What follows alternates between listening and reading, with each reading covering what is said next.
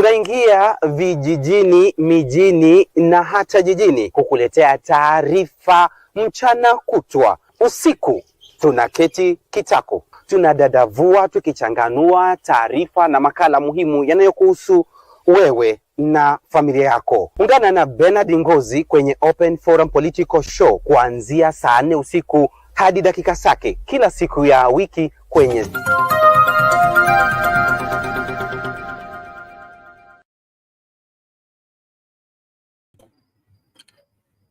Well, good evening and good afternoon from wherever you're watching us. Welcome to Sound Candid Talk, Open Forum Political Show, the show that brings you an analysis of our politics, those that affect you as a citizen of Kenya or not. Welcome to Sound Candid Talk. It's 12:40 a.m. in the morning here in Nairobi. Before we begin, before I take you through a bit of our topics, our top stories making our topics tonight, I want to welcome you to subscribe to our channel, like this video and share it out, and join me in the studio as I bring the topics that I've prepared for you tonight, the topics that have broken the news today. So I'm inviting you to subscribe to our channel. We're still on Sound Candid Talk Live on YouTube, and Sound Candid Talk as our backup at the moment, and Sound Candid Talk on Facebook.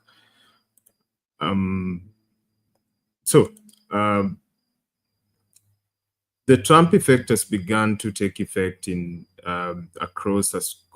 began to sweep across Africa, and especially in Kenya. NGOs, organizations, hospitals, health sector associations funded by the United States Agency for International Development, which is the USAID in short, are beginning to wrap up their operations, even as Trump and the Trump administration closes their foreign aid to African nations and the world in general. And we are seeing an outcry of employees and beneficiaries of the aid that has sustained programs across Africa and humanitarian programs across the world. We are seeing NGO operations begin to close up, and recently he has ordered the UN to close the Kenya-Led Haiti Mission. We are going also to take a look at that. And Ruto continues to tour the country. Currently, he's touring the northeastern region. Today, we've seen him in Wajir County, and he's taken with him a lot of goodies. On top of what he's taken to Wajir, he's lifted ethnic profiling of border communities, which are mostly Somalis on the border counties, that is Wajir, Garissa, Mandera, who for long have been going through scrutiny before they are issued identification cards, which is the certification for being a citizen of Kenya. And he was there today, and he passed that law. Actually, he read a very official statement that border communities will no longer go through that scrutiny that they've been subjected to in the past before they are issued with official documents to show that they are Kenyan. We're going to take a look at that. So those are top stories making our topics today. And before we get into that, we're going to begin with the USAID issue and the Haiti mission. But before we begin, the story that forms our poll question tonight is asking you on our poll question on Sound Candid Talk Live. Only have that on one channel. I couldn't quite get to set it up on Sound Candid Talk. So my poll question is on the Sound Candid Talk Live channel. I'm asking you, do you think Ruto's decision will bring positive change to Kenya's border communities? Do you think Ruto's decision will bring positive change to Kenya's border communities? So far, I have 10 votes. I opened that poll question about 43 minutes ago. I have 10 votes so far. 20% of you say yes, it will bring positive change. 80% of you say no. I'm welcoming you into the studio to come and tell me why you think so.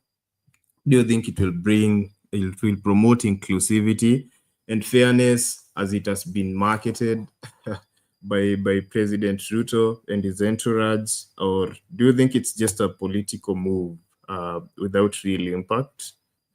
What do you think? Tell me in the comment section, engage with me in the comment section. Welcome into the studio. I've sent out the link. Welcome into the studio and tell me what you think. Before I welcome my panelists in studio with me tonight, I already have some panelists in studio tonight. I just want to recognize some of you who have been here in the comment section. Before I even began, I had Dair Abdi saying hi, Bernard, and everyone. Bernard is not with us tonight. I'll be taking you through the show tonight. But hi, Dair Abdi. Everyone is okay here. As usual, I have Tunei Mohamud. Tunei Mohamud, how are you? Tunei Mohamud says, just reminding you as usual to like the video, share, subscribe, and join the show. William Wadilo says, hi, Bernard and all. Hi to you too, William Wadilo. And yes, hi to Tunei Mohamud. So before I bring in my panelists tonight, I just want to play some bites so that I may bring in our topics for tonight and bring you up to speed for those of you who have not seen what has transpired today. So let's take a look at this. Thanks for that, Laura. Now, in other news, nearly 40,000 Kenyans whose jobs are supported by the U.S. government aid are staring at possible job losses following the U.S. government's move to shut down overseas missions and merge USAID with the State Department. Now, in Kenya, the most affected are healthcare workers of different cadres. Brenda Wanga reports that the impact of those stop work orders on the workforce already being felt. The silence at the Liverpool VCT Homa Bay Centre is almost palpable. Empty offices and clinics, complemented by tens of parked vehicles, are the clearest indicators that the stop work orders drawn from the Trump administration's foreign aid freeze are well and truly hitting home. Hatukuwa ready na hii kazi yenye ilikuwa inatuishia. Tumestukia tu kazi imeisha. So chenye tunaweza fanya, tumekuwa mental health. Hatuna kazi penye tunaweza enda kuna, so tunaomba government atusaidie. Atieno, like thousands of healthcare workers, are suffering from impending job losses as the USA government moves ahead with its plan to dismantle its primary humanitarian agency, USAID, and merge it with the State Department, a move that not only affects direct aid for what the USA has termed as non-essential services, but also thousands of people employed through USAID. We have quickly moved in and integrated services. What that means is, if it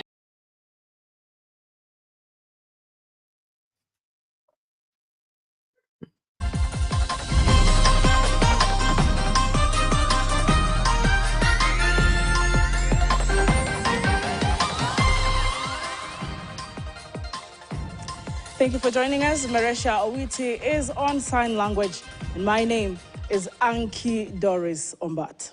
In our top story, in a move that has sent ripples across the international community, United States has frozen its financial contributions to a critical multinational security support mission in Haiti.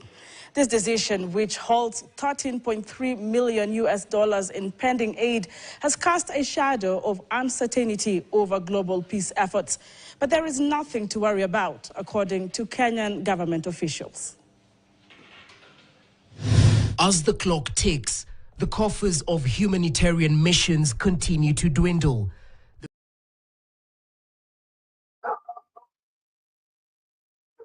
Well, sorry for that. I think that video has broken a little, but I'll try get it in full as we continue rolling the show. But with me in studio, so those are top stories tonight. On the USAID, on just the actions that Trump is taking from the White House and how they are affecting the world and especially Africa, which has been relying largely on these aids, on these donor aids coming from America and the rest of the Western countries. So with me in studio, I have Mama Selina and public participation. Let's start with Mama Selina. Mama Selina, vipi? Poa. Hali vipi? Tuko salama, mambo ni mangumu. Pia si tuko wazima. Yeah, change, unajua, they always say change is good as bad. Unatamani. Unatamani kitu ikikuja inakuaffect. Yes, tulikuwa tunasema tunataka Trump saidie tutadili na Kasongo. Yeah, yote ni sawa. Atupangwingwi na hata Amerika tukasema atupangwingwi. Now we are, unajua, sasa everybody is crying. Wale walipiga kura, wale wakupiga kura, things are really hard. But well, hii mambo ya aid imekuwa kwa muda na amefunga. Na si hiyo peke yake, hata amechokosa China, amekusa wabi. There is a lot of things going on in this country that atujui mwisho yake itakuwa aje. But for our people, unajua anasema hii watu 50, almost 100 years, you have never done anything. Hata amwezi tengeneza aspirin. So, it's a laugh of a talk. Na wale watu wanafanya kazi huku, wale experts, mostly ni watu yetu, don't forget, from Asia, from Africa. Hawa ndio wenye wanafanya kazi mingi sana. But again to that, our division, ukiona mambo ya msaada, I'm really worried about the people wale walikuwa natumia hiyo madawa. Kuna dawa za malaria, kuna hizo mingi yenye ameikata. But we want to say, was it only coming from US? Ama kuna other alternative? Is there any other countries wanatengeneza hizo madawa? Hiyo ni moja. Umeongea mambo ya Kasongo akiwa Wachir, and Douglas jana, kwa urefu siku kwa karibu, lakini nilipata kusikiza. Na tukaona as part of Western, as the young man from Western, tuliona topic yana ilikuwa kubwa sana ya Western. Ya kwamba we are still saying it has been 2 communities, the Kalenjin and Kikuyus. Now they are begging for lawyers to have 2 communities with the numbers. Where will be the rest of Kenyans? And apart from that, if you want a unity of lawyers, it could be included plus Musalia, plus Papa Waroma, plus Hatwali, plus Obaranya. But if somebody comes and say change of lawyers will be Malala, Wamalwa, and Natembea, is that real unity, or you know, I don't want to dwell in that because it is not a topic of today. But when a leader come in the radio, and I see young men and young people are trying to say, yes, we need that change, and some people are even supporting them, Now, if you want to talk the whole show, you are talking about lawyers. You want them to come together. You want them to support you. You are big brother. So if the lawyers can come together, can the mountain let them up the president? Or they want to tell them come and then we sit down, we give you. So I feel like, for real, if that is what Kenyans are doing, Kasongo will come back. Because you cannot just say Kasongo is trying to incite Kenyans against one tribe, and you are the one now telling Luyas to join up with Kikuyus, and then Watapatia. You know, you have to recognize the Luyas already have their leaders, even though they are in government or they are not in government. If you want a unity of a community, he was asked about Uhuru, akasema Uhuru ameretire na hakuna mtu atakusa Uhuru because Uhuru was their leader. Somebody asked about Kibaki. He said Kibaki, okay, so why is your own are good and others are not good? If Mutu Owori, yes, he was there. Wamalwa Kijana was the vice president.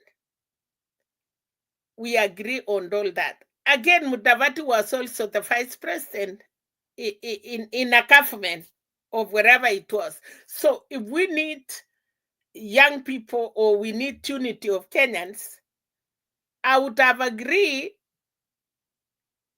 Douglas, if you say we need parties, but if you say you really need a community, in 100 words, 80 of them, you are talking about lawyers. You have been taken by right. You need to come and work with Kikuyus. You speak Pandus. I never knew the Kikuyus and the Luo and Luyas. I never knew you speak the same language, because the way Kashakwa was telling us, he said you are really Pandus and cousins. You taeri the same. You know, a lot of nonsense. But for me, Douglas, if it is the young people that you have been telling us, we don't need Ukabila, we want to fuel a country. So what is these two communities, the majority? They say they have numbers. And yes, the Luyas are number 2 or number 3 in our country. How about the people that they have a good person who can be the president, but he has minority? How about in my community, I only 1 million or 500, but I can be a good CEO? Can I not be elected because I come from a small community? I think all these people are playing politics. So with that, because yesterday it was only put in radios and it was in sound candy talk for a long time. And we were happy to hear that. It was so good for people to know what are the people thinking. As long as Kasongo is not good, as long as Kasongo had done that and that. And now with Northeastern, in Western, we have Tesos in Uganda and we have in Kenya. We have the Karamochongs, the Turkanas in Uganda, and we have it in Kenya. We have the Maasais in Tanzania, and we have the Maasais in Kenya. Okay, I don't know the protocol of these other communities. If you are a Teso from Kenya, are you going through screwed, like kama unataka kipande ukiwa Muteso? Is there any qualification that unaweza kwenda kwa chief ndio ujulikane unatoka hapi ndio upate kipande? Ama it was only Somalis? They have brothers in the other side and they have brothers in this side. So for Ruto to go and give them kipandes, I think they have been suffering for a long time. And remember, the people are saying there will be around 3 million or 4 million coming to Kenya to vote. So I don't know if he's doing that because of kura ama ni genuine, the young people need voter cards. Wanataka ID ama wanataka kutumia kwa kupiga kura. Those are the things we need to talk about. But development, I would say there are some communities wako nyuma, especially kama si devolution, Turkana, Northeastern, kuna sehemu hata hawakujua wako Kenya. So for me, if they will be there doing development, yes, but hii kitu ya sasa hii ingine inakuja, I'm advising you, the young men and the young women, don't buy ideas of this, everybody that has been in the government. Mtu yote anakuja anataka kabila yake ndio aungane na kabila ingine majority ndio waongoze Kenya. Itakuwa tofauti gani na hii ya Kasongo? Wacha niwachie public participation, but I think yesterday, I hope because ni nyinyi muliweka, I think you hear a lot. I'll wait for Pena to come and tell us, because we need to like, don't incite communities. You want the lawyers, pecking lawyers, like what? Why today? Kwa nini Waluya na Wakikuyu washikane? Why not Kenya? And lawyers, Western inaishi kabila mingi na wale watu wako Western. Are they Luyas? They are Kenyans. So ukitaka Waluya peke yake na Wakikuyu peke yake na wale watu wameishi Western, watafanya nini? Thank you. I'm saying these words. Nasema yale mambo alisema. This is not Mama Selina. This is not people the way they like to say Mama Selina ni mukapila. I'm just touching some words ile nilisikia kiongozi akisema. Anaitwa Gachagua. Thank you, Mama Selina, for that introductory statement. I hope even as public participation comes in, she'll be able to help me tackle some of those questions. Sorry, there's a plane passing.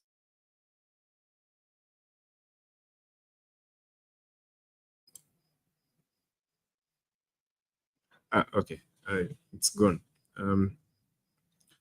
Okay, so as I was saying, we're just warming up to the show. I have public participation now. Public participation, welcome to the show. How are you? I'm fine, Douglas. How are you? And Mama Selina? Me, I'm good. Welcome. Thank you, Mom. It's been a while. Yeah, my connection is not very good. That's why you're saying I'm in and out. I hope now it's... I also hope it will maintain. This issue of USAID, USAID has given us a lot of money, especially during George Bush time and Obama's time. They have given us a lot of money. But where does this money go? Because they have been contributing towards our healthcare, towards our education sector. So if the money was being utilized the way it's supposed to be utilized, there would not be children who are under trees. Our hospitals could not be messy the way they are. But much of these funds goes into, as usual, as is the norm in Kenya, into being embezzled. So you see, we cannot have a scenario whereby you are being donated to funds and then you go and mismanage, not even mismanage, you loot the funds. Let me not sugarcoat it. It is looting of the funds. If you see the amount of money which those people have given us, that money, I'm telling you, if it was used as per, we will not be talking about a lot of things that we are talking about right now. especially our hospitals, they've not been the condition they're in. So hiyo pesa imekuwa ikiingia kwa mfuko ya watu, and Trump has decided that me, I'm not going to be sending money. I'm not going to be money which I can use for my citizens. It's not going to be going to people who, into people's pockets. Let's put it that way. It's not going to be going into people's pockets, because that's what happens in African countries, especially. I don't know about the other places where they are, but as far as Africa is concerned, and especially in our case, Kenya, that money is usually looted. If you can remember the case for KEMSA, when they were getting some mosquito nets and they had inflated the prices, it had now gotten to an extent whereby you donate the money, then you come and supervise, like to make sure that that money actually doesn't end up in irregular allocations, or the prices being inflated and all that. So, this is akin to someone wants to help you to pay your fees. And then instead of giving you the money because he can't trust you, he then has to go the extra mile to go to your school and go to the bazaar and pay the money to the bazaar to make sure that this money has gone into your fees. Because if he gives it to you, you'll not take it to the bazaar. So for people who are helping, it's very tiresome. That Douglas, I give you money, you embezzle it, so it gets to a point like what it had gotten with KEMSA, whereby they followed up, and the donors followed up, and they actually found that these mosquito nets were being inflated, and the way it was even being done is totally, the procurement was totally irregular. And that's what sent the managing director and the chairman of the board of KEMSA home, because of that scandal for mosquito nets. First of all, I don't even understand why, as a country, with the type of taxes that we pay, even forget about before we started paying this shifsha and all these housing levy and all that we've been paying, even with the kind of taxes that we were paying before, we cannot buy for our country mosquito nets. So this issue of aid has gotten to the point where, first of all, it's debilitating because it makes you to be dependent. Even things which you can do for yourself, you're like, you can't. So you're waiting for donations for ARV, you're waiting for donations for mosquito, for vaccine, name it. So, but the worst part is not even the fact of the dependency, but the misappropriation, the looting of those funds. So Trump has decided that I'm not going to be a babysitter. I'm not going to be giving money to people who even they cannot spend the money without misappropriating. So let me take this money and I return it back to my country. Let that money help my country, because even these people we've been helping, it's not like we have helped them. They are still having the same problems they had even when we were not donating. Their systems are still bad. Their health systems are bad. Their hospitals are bad. So what was the point of then keeping on giving them money? It's like throwing money in a bottomless pit. You throw money in an ocean or something, whereby it's nothing. It doesn't even do much as such. I mean, not even about much, but it doesn't, you can't actually see, if you go to our public hospitals especially, and you're told the kind of money which is donated towards that, you can even be shocked. It's a lot of money, especially during Obama time and George Bush time. We got a lot of money, but what do we have to show for it? Go to our hospitals. They are bad. They're in a bad state. Level 5, and the rest, they're in a bad state. So there's no point in Trump keeping on giving out the money, which is going nowhere, which is being eaten. So he better take that money and use it to his citizens. But I really support him. I'm very sad for everyone who has lost their job, because there are like 40,000 employees of USAID who've lost their jobs. But Trump has done the right thing according to his people. He's done right by Americans, because now that money is going to be withdrawn from people. Basically by that money, it was just going to some particular people's pockets. And that's why you said, like, Ministry of Health. If you remember when Motaikago was SES, some people are there, they are going to 80 years old. They don't want to leave the office. And you're supposed to retire when you're 60. Somebody is refusing. Even I think maybe even the salary is no longer coming, but because of the kind of money and wheeler dealing which happens there, somebody doesn't even want to retire from the office. It's like Motaikago is trying to force them to leave the office. Because these are cash cow. I'm 75. I don't want to leave the office because I can't leave this kind of money which is coming here. So Bush is just being practical and being real. That in the first place, these things which you're even donating to, you can afford.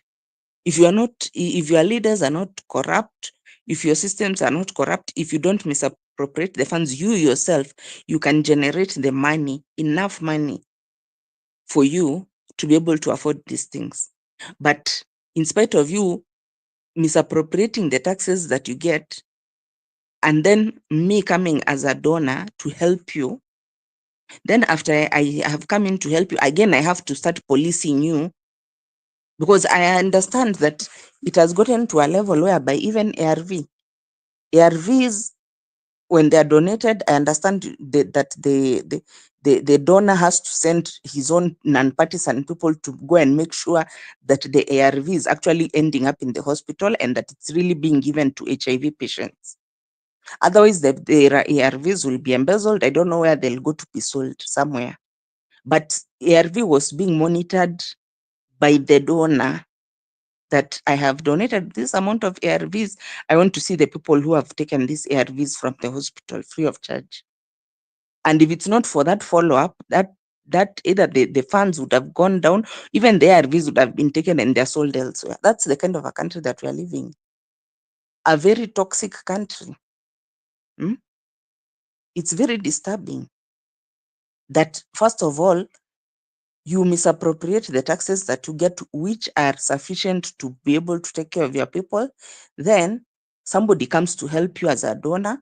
Then on top of coming to help you with the money as a donor, again, they have to follow you up to make sure that the people who deserve, the people who really need this assistance are getting it. And if they don't follow you up, and even when you know they're following you up, like what happened in KEMSA, of course they knew. It's not the first procurement they had done, but they knew. And they still went ahead, by the way. They knew that these things are followed up, these mosquito nets, the donor is going to follow up to see how much it will cost and all that. And they still have the audacity to inflate the prices. So any sane person, when he looks at that kind of a scenario, he'll withdraw. Because he'll see this like you're throwing money away, or you are trying to enrich some few people here and there. And then the worst thing is that you're doing it at the expense of the real people who need the medication. So I don't know what these guys are going to do, especially this issue of ARVs. And I understand also there's a vaccine which is called BCG, which also is very crucial. I don't know what they'll do to make up for the deficit, but I can squarely blame I can blame them. Let me put it that way, because if these funds were being utilized well, I believe Trump would not have pulled out. But he just saw this is just another cash cow for these corrupt people who are in the office. So he has decided to withdraw. Let's wait for a statement from the Ministry of Health, whether what they are going to do about it, because now they cannot say that now they are no longer giving free ARVs. They have to find how they are going to go around that issue. Thank you.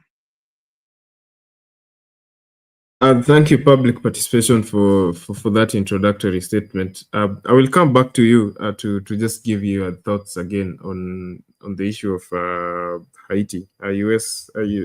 Trump has directed the UN to immediately freeze US funding for the Kenya-led Haiti mission. I'll come back to you to give your thoughts on that too, and Mama Selina also, but I want to welcome Eli to the show. Eli, karibu. How are you?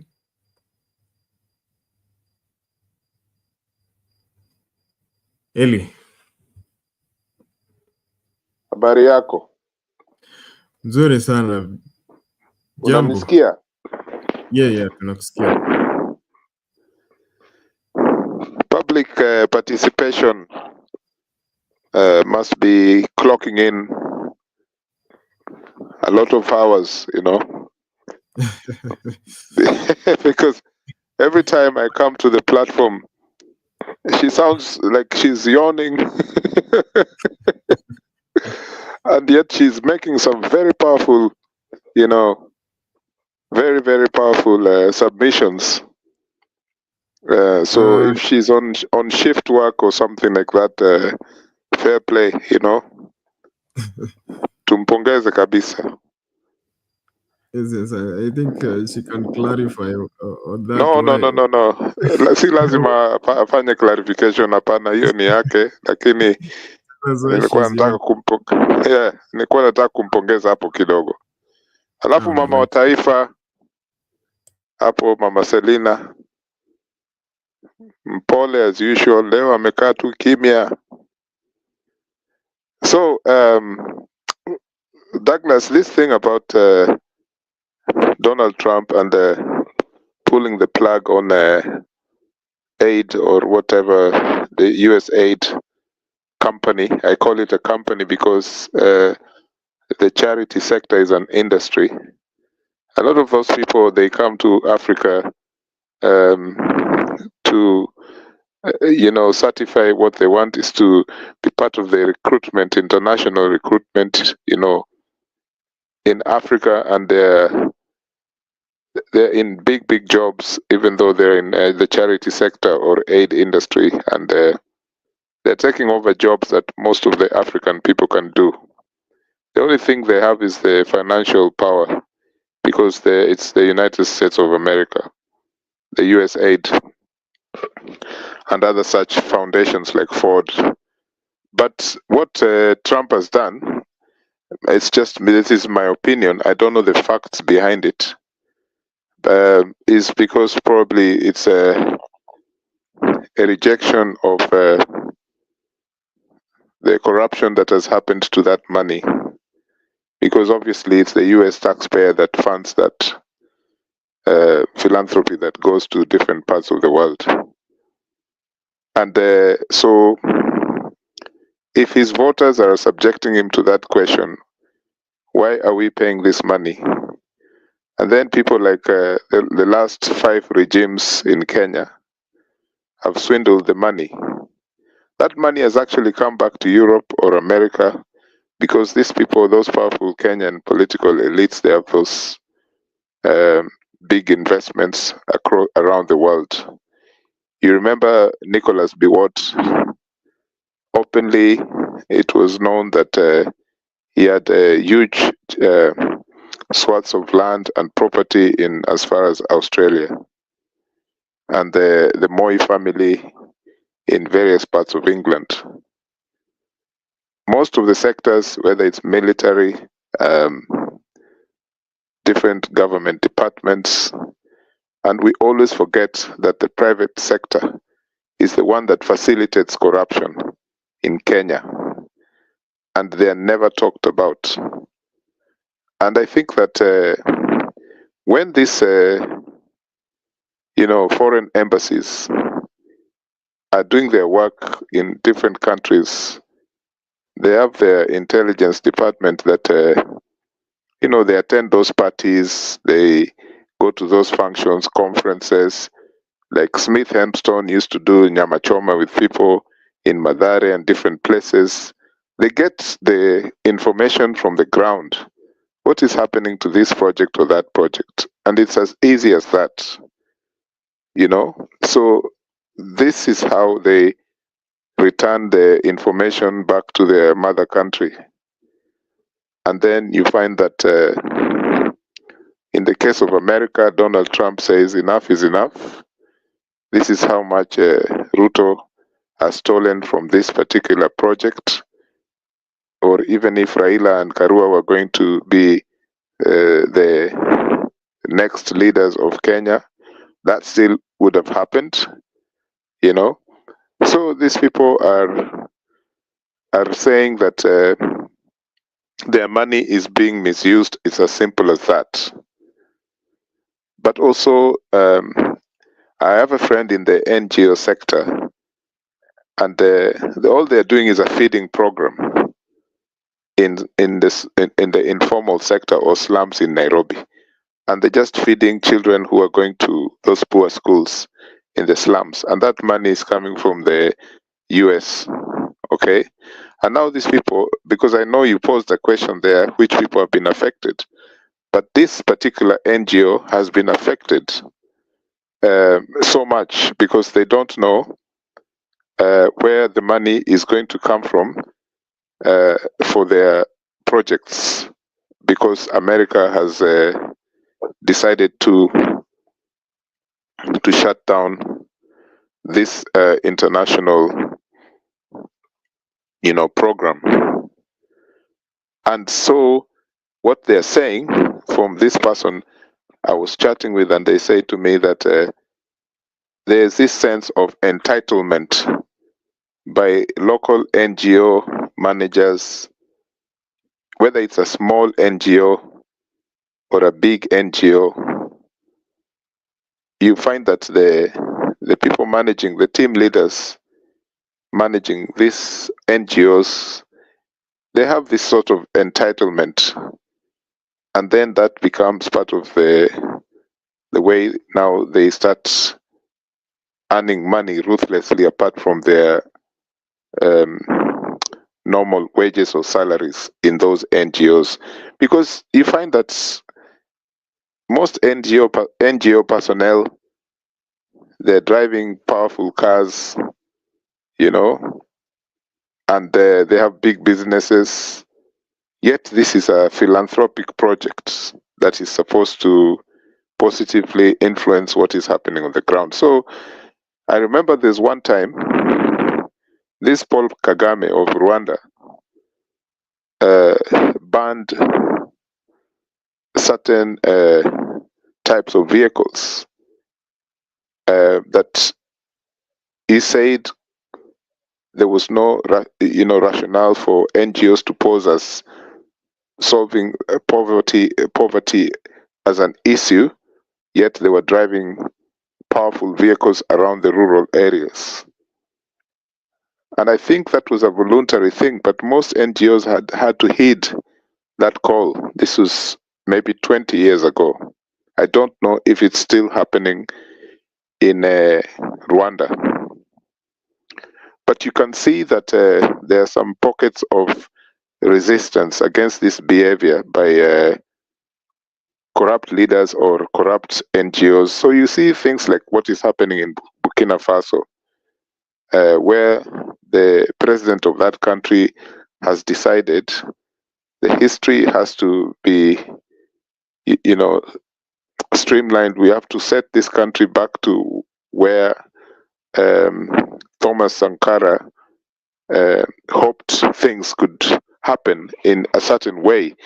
So he has to, reboot the country, Burkina Faso. And that's why, for example, he has decided that all this money that was being used wastefully by government is now being used to improve the lives of people, investment, especially in the rural areas, agriculture and things like that.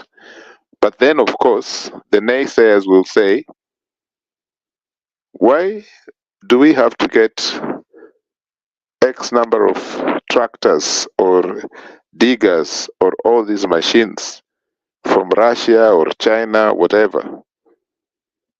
What is the problem? Why can't we make our own? Why is it that when we try to make our own, it becomes a problem? You see, this is the conundrum here, because the aid process will still continue because we're not even attempting to industrialize, especially after the Cold War, because when the Cold War apparently stopped in the early 90s, as you know yourself, that the markets then opened, and when the markets opened, the African markets opened, that meant that we could not compete with many countries, and all they could do is to dump their goods in Africa, and Africans could only buy second-hand things.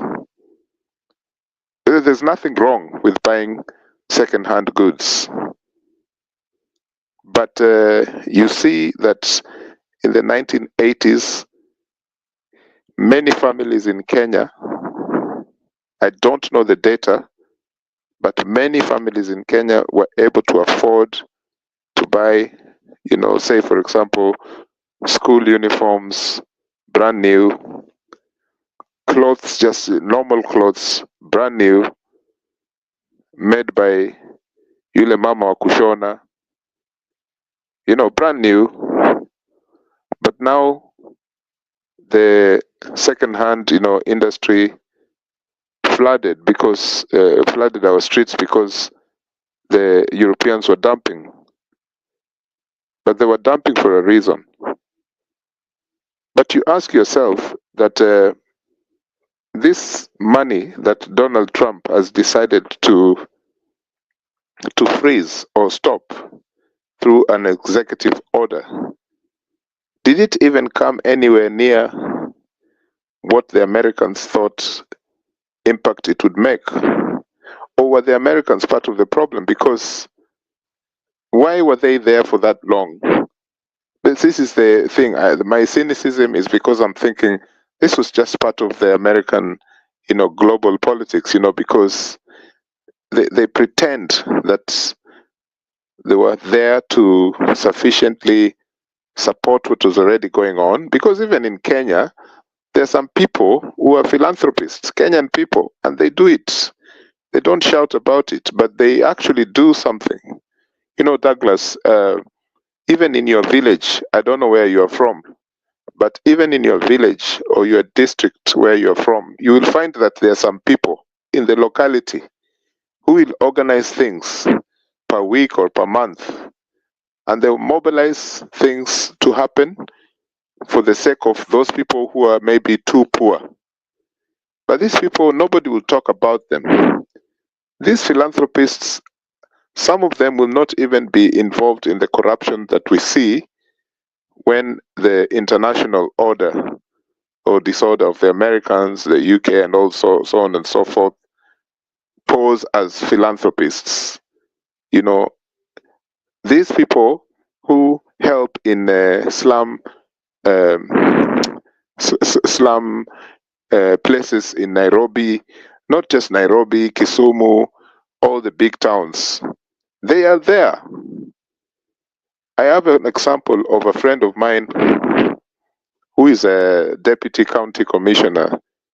I think the last place he was posted was Wajir. He's from Kisii, Mr. Keraro.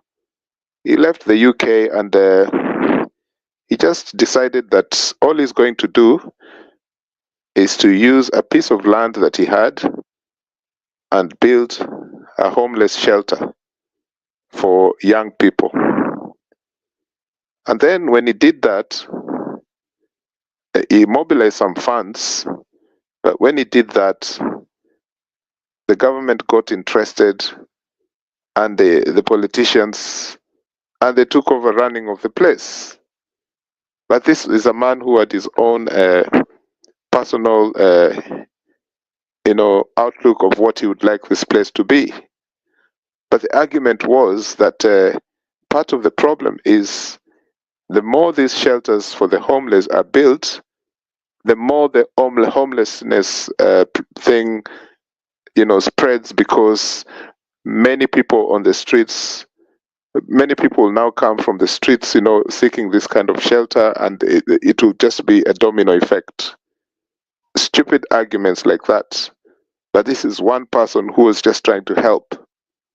So you find that there are many people who are trying to help in the villages, in the towns, but as soon as they attempt to show some consideration, politicians feel locked out. The government and agencies and civil servants, public officers, you go to the land's office, maybe an NGO wants to buy some land. Gee, what? Those people, they're there like viciously wanting to get a bribe in order for them to do some formalities as simple as survey of the land. This is a big problem. And so, personally, I just want to close by saying that I don't really have time for Mr. Donald Trump, okay? But this particular thing that he has done is a good call, because these people who claim to be the supervisors of such monies that are coming from the West or whichever countries, they're the people now who are, destroying this whole thing and putting the money in their pockets.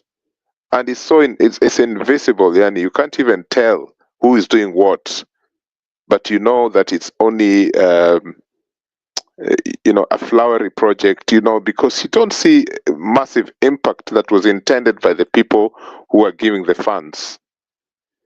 I am telling you, and I'm sure you know, that writing proposals in Africa is a business in itself. You know this. Lala, you have a question. You ask me. I'll listen. Let me pause for a minute. Oh, hi. Let me wait, and because I disagree with you 100% almost. But just a moment. Okay, just let him wind up his submission. Then you'll have your turn to. Okay, just finish up early. Then I'll give it to Lala.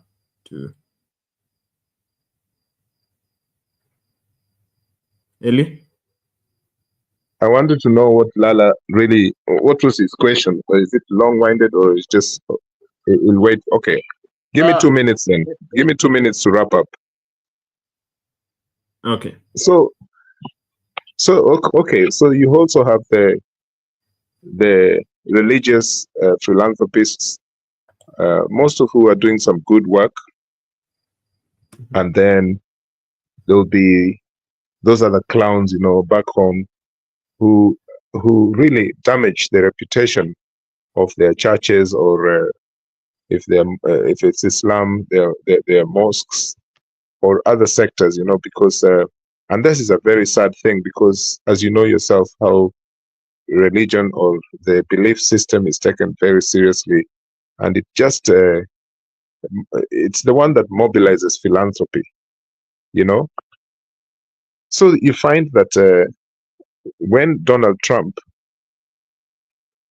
as the it actually sounds very petty, but that's what a president of the United States can do, to decide to lock out something that they've done for many, many years, but out of their international interests and also ideologically, because a Republican party is ideologically conservative. A Republican Party does not do liberal kind of liberal democracy or liberal a liberal enterprise where, okay, this is the problem, right? A Republican Party, right, does not want to interfere with the private sector. That's very true. But a Republican Party does not want to be involved in philanthropy as part of a government program, which, for example, the USAID was a massive departmental thing in the US foreign affairs. But they used it, as I said before, as part of their ideology and exporting their cultures elsewhere. And so when I see Donald Trump doing this, my last comment there is, it's not, I don't support him as as a person, but I can understand why he has done this.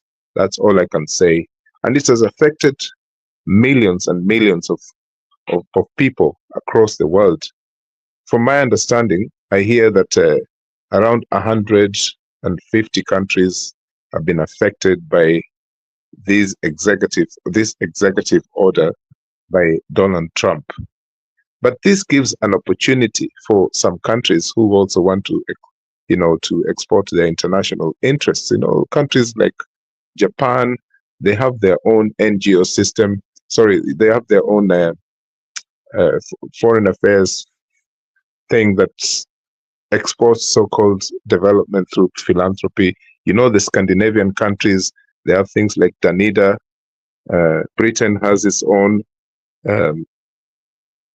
So this will give those countries an opportunity to enforce while America has exited the stage.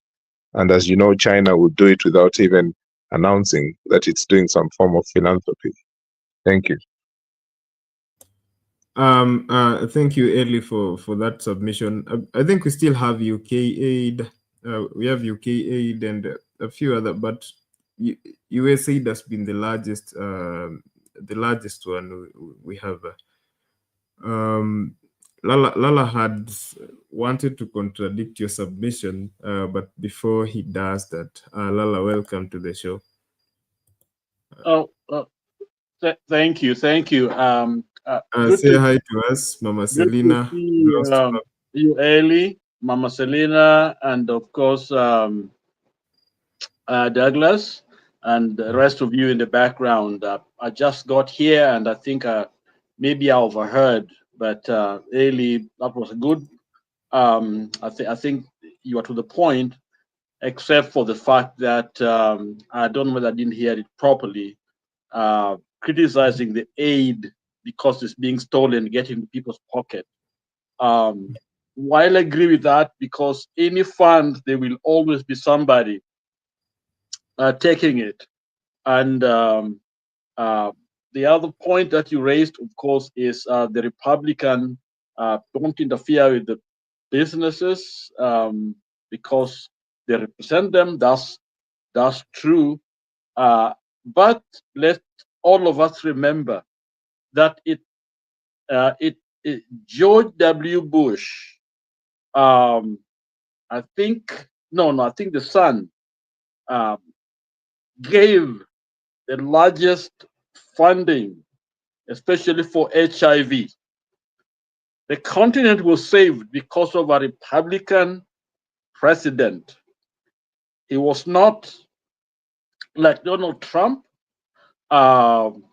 who is I don't, maybe let me use certain words, but his action is immoral. I think it is illegal, even in the US law. I think it's punitive, especially to the people of color. The funding has been frozen, but listen to this. Israel funding has not been touched. Ukrainian funding has not been touched. The only places where that fund is hurting the most are those that are the least, suffer the least, though the poor, especially in Africa. As a matter of fact, I got a call from some of friends and relatives back home that there are kids now that have been kicked out of school. Those that were being sponsored by funding from the USAID have been kicked out of the school and the feeding program. I have a relative who's been working with those HIV. Also, the funding has been kind of frozen. And so basically, this is to hurt Africans, the one they had referred to as ST, whole house, people. So this is, we should not see any good in this behavior of this man. Let me also say that there is really no charity here. America is not really giving us charity. I am one, but let's remember when we saw Goma, the pictures out of that war, the people that are coming out of those mines, you saw all those white, hundreds of them people. Those who are there to guard those mines so that they can extract our natural minerals, and those are the minerals that are enriching the West, running all the things that we see. Okay, so really, I don't think there's any charity. So even when we get the little that is given in terms of U.S. aid, which is really to benefit the U.S., because one of the things a lot of people are talking about right here is that what we call the soft power, which is really aid, is almost like a power being used to kind of allow them to come in and get what they're looking for. They are basically cutting that off, okay? Because people don't make friendship, with guns. Guns really cause fear, and there's not much you can do after that. So for us to see what this man has done, first of all, it's damaging to the U.S., influence in the globe. The winners are the Chinese. The winners are the Russians and others, because now there's a shift. Now people begin to see them as the people who love, people who are there to help. But for a long time, the U.S. has been seen, Western world, as caring, as interested in the welfare of other people. And so there's been a softness towards the West. But this man called Mr. Trump has messed it up big time. I think there are cases where you can cite it's good, especially when we look at some of the people that have been hiding, like Ruto and others, in Biden, Biden are there, but they are on their own. We may say that's okay, but clearly the world is more dangerous right now because Trump is one of the people. Trump actually is not strong. He's a scared man. Look at the kind of people he's picking. He's picking African countries. That's where he is showing his muscles. Okay, so let us be candid with what's going on. Let us speak, and let us not be cowed by this man, because there's this fear that now a lot of us writing everything, out there in the news everywhere, how this man power is, how strong he is. I think is a very small man who is unfortunately he's in power, and we gotta try to work with him the next few years. So that's what I would say about my concern, with what's going on.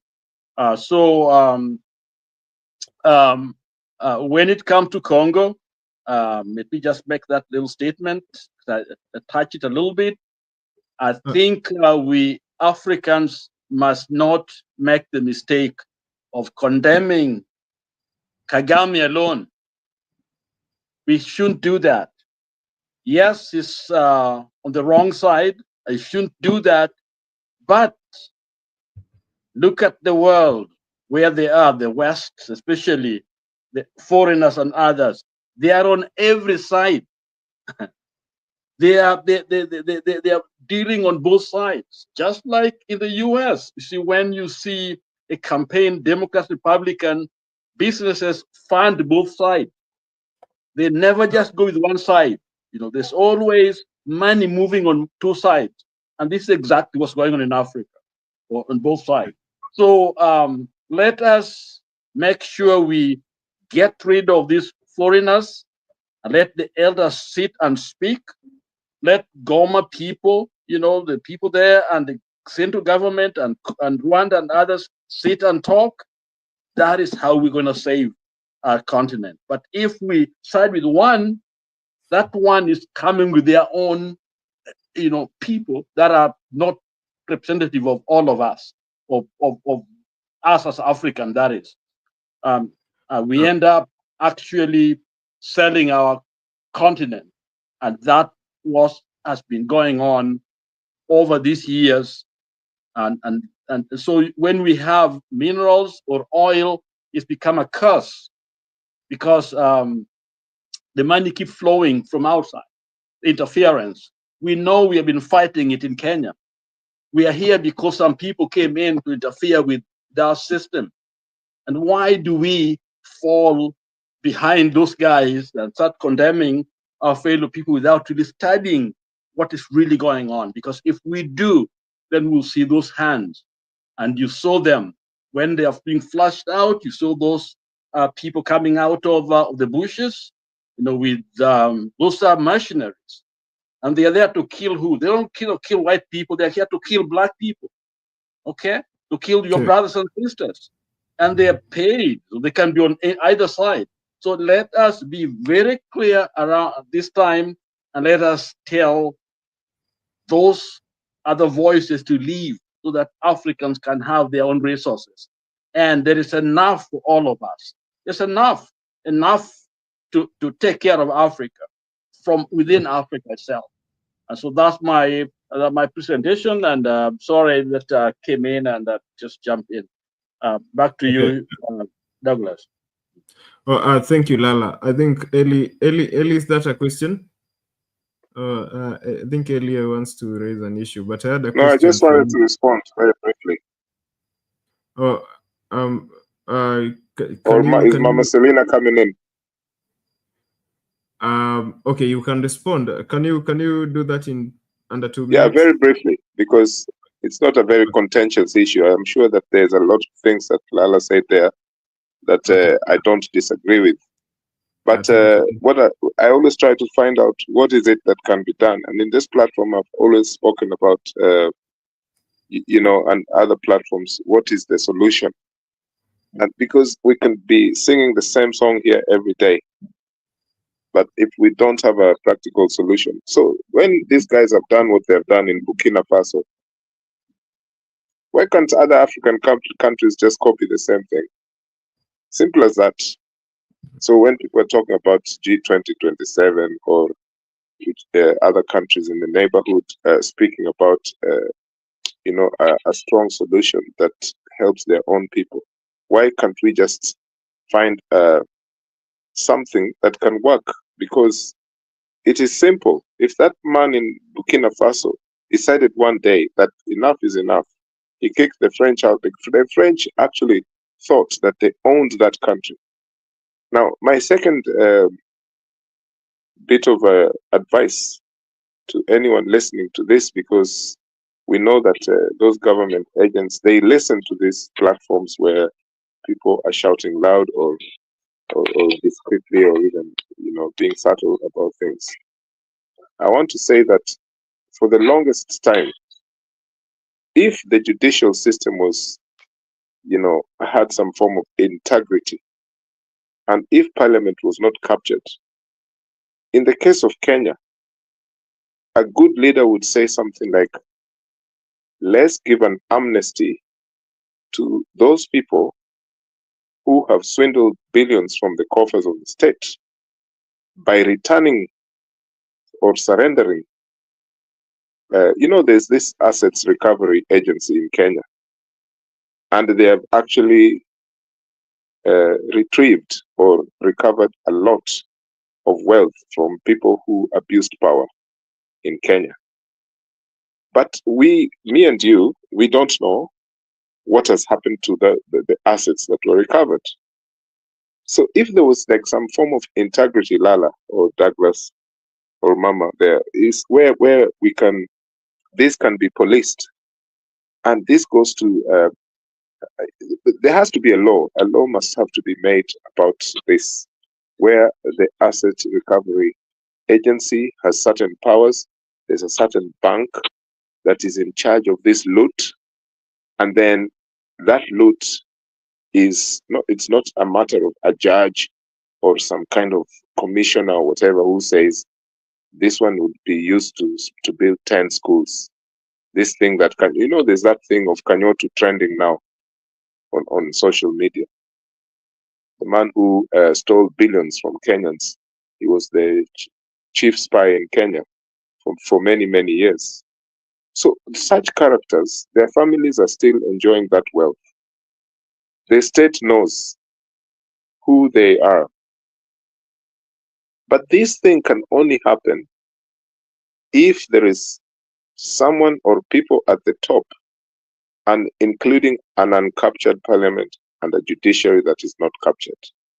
I am telling you, just by the click of a finger, things will change if there was such leadership. Eli, yes, go ahead. I'm with you 100%. The problem is, one, laws are there. They're very clear in the books. They are there. But who listens? Who obeys? So when there's a lawlessness in the country, it doesn't matter what you do or what you say, because you don't have to have actually, even you and me do know people that have stolen. And it's so obvious that any court would convict them immediately. But even when you talk about the recovery team, the money they have done, they have recovered. But you see, they only recover them from certain people. It's a very selective process. There are those that they don't touch their funding, either because they belong to a certain family or because they did them in a certain era. So they are billionaires, but because they did it a long time ago. In other words, criminality a statute in Kenya, when actually it should not. If you stole, it doesn't matter when, you're supposed to come for it.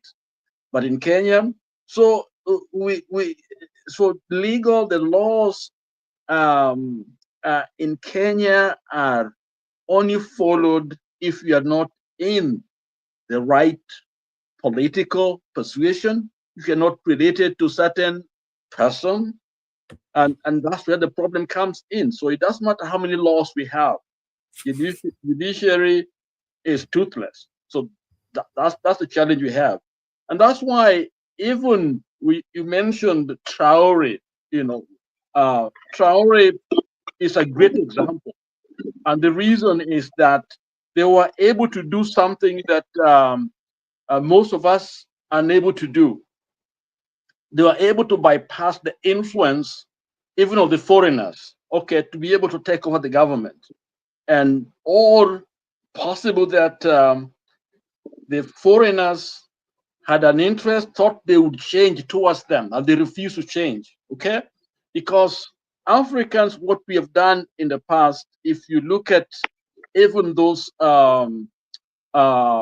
coups and government successively, there has been a very strong connection to these people outside the country, with a particular interest. And so if you don't toe the line, you are out, because all they need to do is to get to your opponent, finance them, support them, and you are out. Look at our laws regarding election money, electoral funding. We got no clue where the money comes and goes. Nobody knows. All you see is money being dished out. How it got there, you don't know whether it's from outside, within the country. In other words, nobody knows what is going on. So when you have a government, you don't know whether it is your own government. How did that person come into power? So these are some of the challenges we have. So, and that's why I think the more we fight these voices, because when I look at Goma, what is going on, that's a purely foreigners in control, create chaos, and after that, they have access to our resources. I'll mention one thing, then I'll stop. The M23, you know very well, helped Tshisekedi when they got to power. They are the ones that went and got the government. Okay, and there was an agreement that Uhuru has been part of this, that these people would be co-opted into the Congo military, or to join in, so that they don't have a problem. That was agreed on. Then what happened? I think the regional government decided to have a fund, that funding can help integrate this army into the Congolese military. Okay? Then you're stepping out. Then the Western world, it's part of it. I'll just finish my thought, and then I'll see the connection. Then the Western world, the US and others, agreed. They told Africans, we're gonna fund you. Kabila had put his contribution in that funding. I think other countries around were supposed to put the money there. But then they were now being told, don't have to worry about it. The Western world will help. And so when they agreed to take over the funding of integration of this group into the military, then Congo went and even took that money out, because you're waiting for the UN and others to come in. Up till today, they did not fulfill that promise. And what happened? Here are young people with guns, old people that have been fighting. Those were, part of Tshisekedi. Okay, so this is a purely internal, but you can see the hands of foreigners in there, and that's what I'm saying. Corruption and all these other things, tribalism, are fueled so that there's chaos enough so that people can come in and collect. Congo is the richest, in terms of resources on the planet Earth, and they will not leave. So here we are saying Kagame must go, but there are forces behind that we should also be actually looking at and saying they must go. You're not giving the solution. You saw those mercenaries, okay? And they were in hundreds, okay? They have been hired to come and fight. Fight for who? Those people are there purely to fight for the resources, but not for us as Africans. So as we are talking here, I think we have to think about who is benefiting, who are fueling these wars, or else your talk will be cheap here. Because I'm talking about that because you raised the issue of what should change. Okay, what should change is our attitude, our thinking, having understanding of what's really going on as we fight, or else we start fighting each other, killing each other. Uhuru, Ruto, and all these things. But yet there are other forces outside that want the place cleared. You see, the more they die, Congolese die, the better the prospect for these minerals that is needed. Okay. Thank you. Thank you, Lala. Before early response, Mama has been silent for a while, but I want to pose a question to all of you. So, Lala has been saying that the USAID has been important to Kenyans and Africans in general. But what has been, what has stood out for me on the internet these past few days is that most Africans have been saying, yes, Trump, you're doing the right thing. You should take away this thing. So my question to all of you, and I want to hear from all of you, is: don't you think that Trump is handing us, an opportunity to just, because we've been depending on this aid and we've been relying on them, and sort of our minds zimelala for so long? Don't you think that Trump is handing us a golden opportunity to decolonize our minds and look for the solutions that Eli is asking for? What are the solutions? Okay, so I'll start with Mama when I come back, but I want to play a video just so that we can see the impact of the USAID being taken away has had so far. And we're going to see more of this, but I just want you to stir that up in your mind, and when you come back, you will give me your thoughts on that one. I hope you've gotten my question. Let's shift our focus now to the deepening agony of thousands of workers of organizations that have been hit hard by the stop work order by the US government, an order that has also left thousands of beneficiaries of critical programs funded by the US government in uncertainty. Many affected non-governmental organizations have been forced to send workers on compulsory unpaid leave, while others have opted to close shop entirely.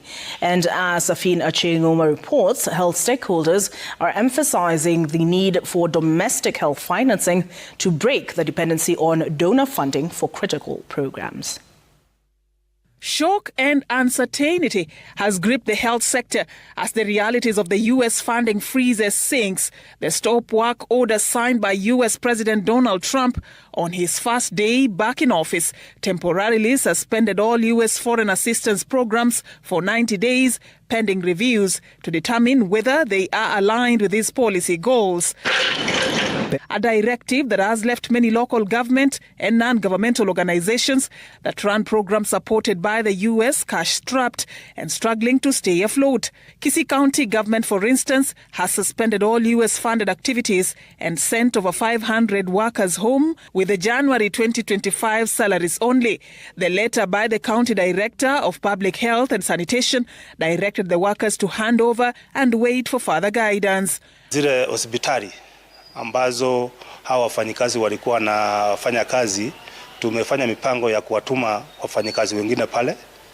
Ndiyo sababu shughuli zote za kiafya sisiweze kuharibika kwa vyovyote pile. Homa Bay County government has also asked staff of the affected programs to hand over as they implement the order. In Kisumu County, HIV care and treatment services has been integrated with routine healthcare services in all level 2 and level 3 facilities. The county is phasing out standalone HIV comprehensive care centers.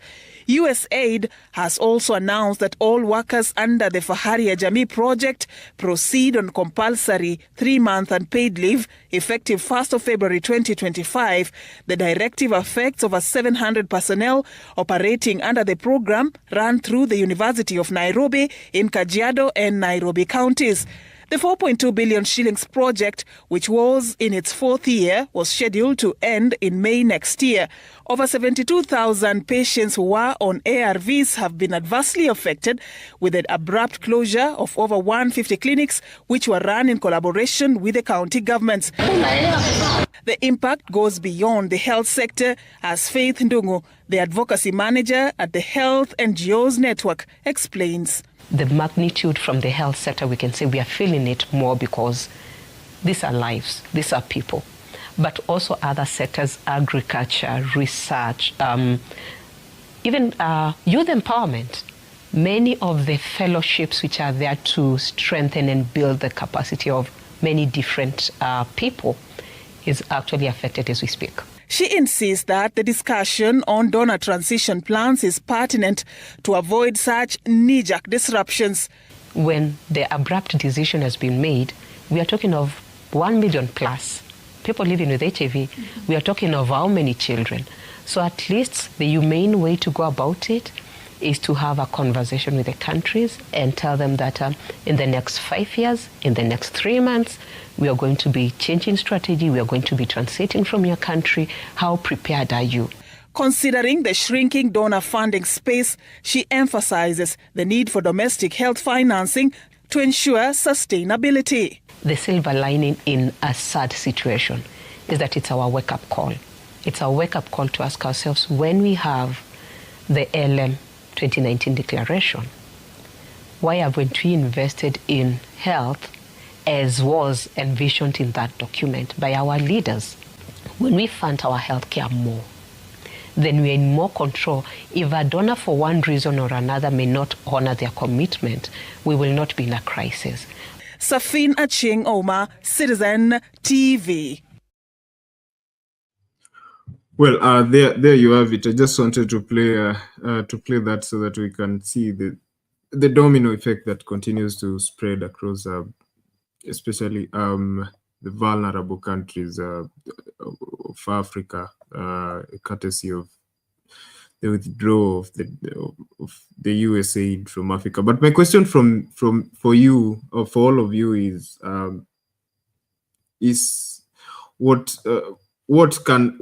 good can we make out of this? Because for long we've been depending on the West for our reliance. How then can this be that magic bullet that we use to turn our societies around and become self-reliant? Mama Selina, let me start with her. She's been quiet for Okay, Douglas, that is good. Tumeona, but let me ask you a question too. USAID, who are the owners? Kitambo itufikie Africa, kitambo they come to Kenya as an organization, and I think their quota out of full, it reaches our people. So now here, there is middling with East people from America here, and then now those organizations and the chairmen and whatever. So I think we are getting a little of it. Ni makosa yetu, tumetekemea, we never wanted to hurt it. Imekuja in a critical time. The first day kuna siku hii inaitwa nini, TikTok. Kuna siku America walikosa TikTok for some hours or 2 days. And they say alitaka kununua. He wanted to force China or something. But Americans na watu wote walikuwa kwa TikTok na wakamwambia, we campaign in that TikTok to get you in office. And that is why Ali release back TikTok in US. So hata hii mambo ya USAID, because it is not only us Kenya. And nilikuwa nauliza, hii dawa inatengenezwa tu Amerikani. And if it is, ile inasema nini, kama insurance, monopoly. Lakini kama tungekuwa na multi insurances, if you close this door, na kuna mali ingine watu wanaweza pata dawa vile mumesema China nini, I think US ama Donald Trump,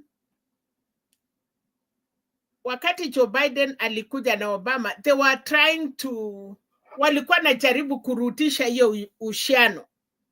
Otherwise, the African countries have already gone to China and those other parts of the countries. Again, to me, Selina, Kenya, America ama Europe, wako na ofisi zao kubwa Kenya.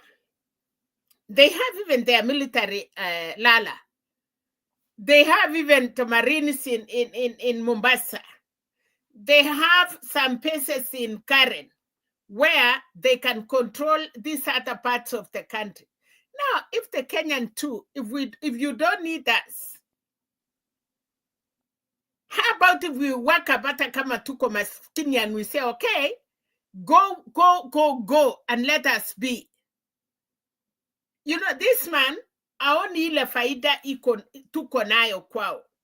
So if they are looking at Iraq, looking at these Muslim countries, and we kept them the face, because wawezi kumonitor from America, they had to be in somewhere like, and Kenya is the place.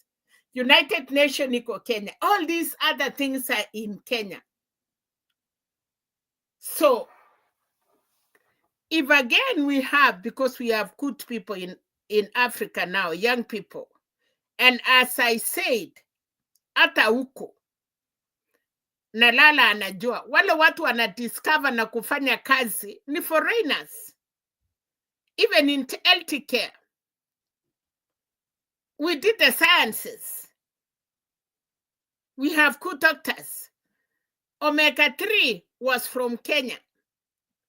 And they come and modify it and take that medication. Kama watu wangechukua ile omega-3, we could be very far. But walikataa, walisema sijui, and then they use it. If you go to these supermarkets, you go to pharmacies, CPS, you found those omegas.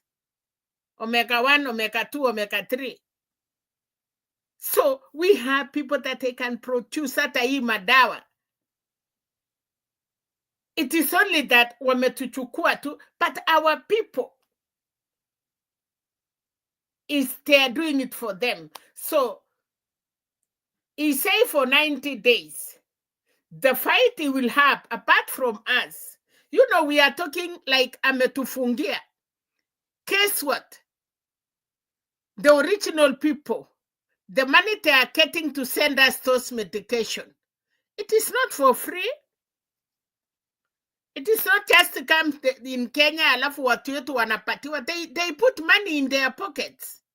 The insurance and the owners. They will sit down and fight. But it is a wake-up call.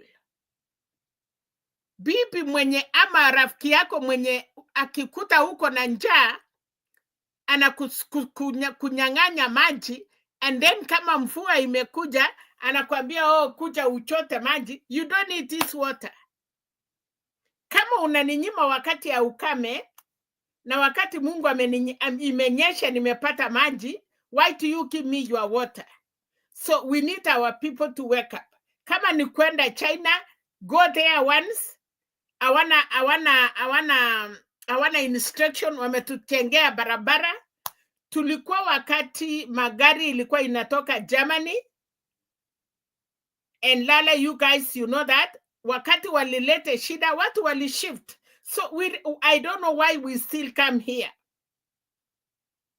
Wanakuja umesema mambo ya Congo. And you forget Uganda. You forget Museveni and Kagame are one.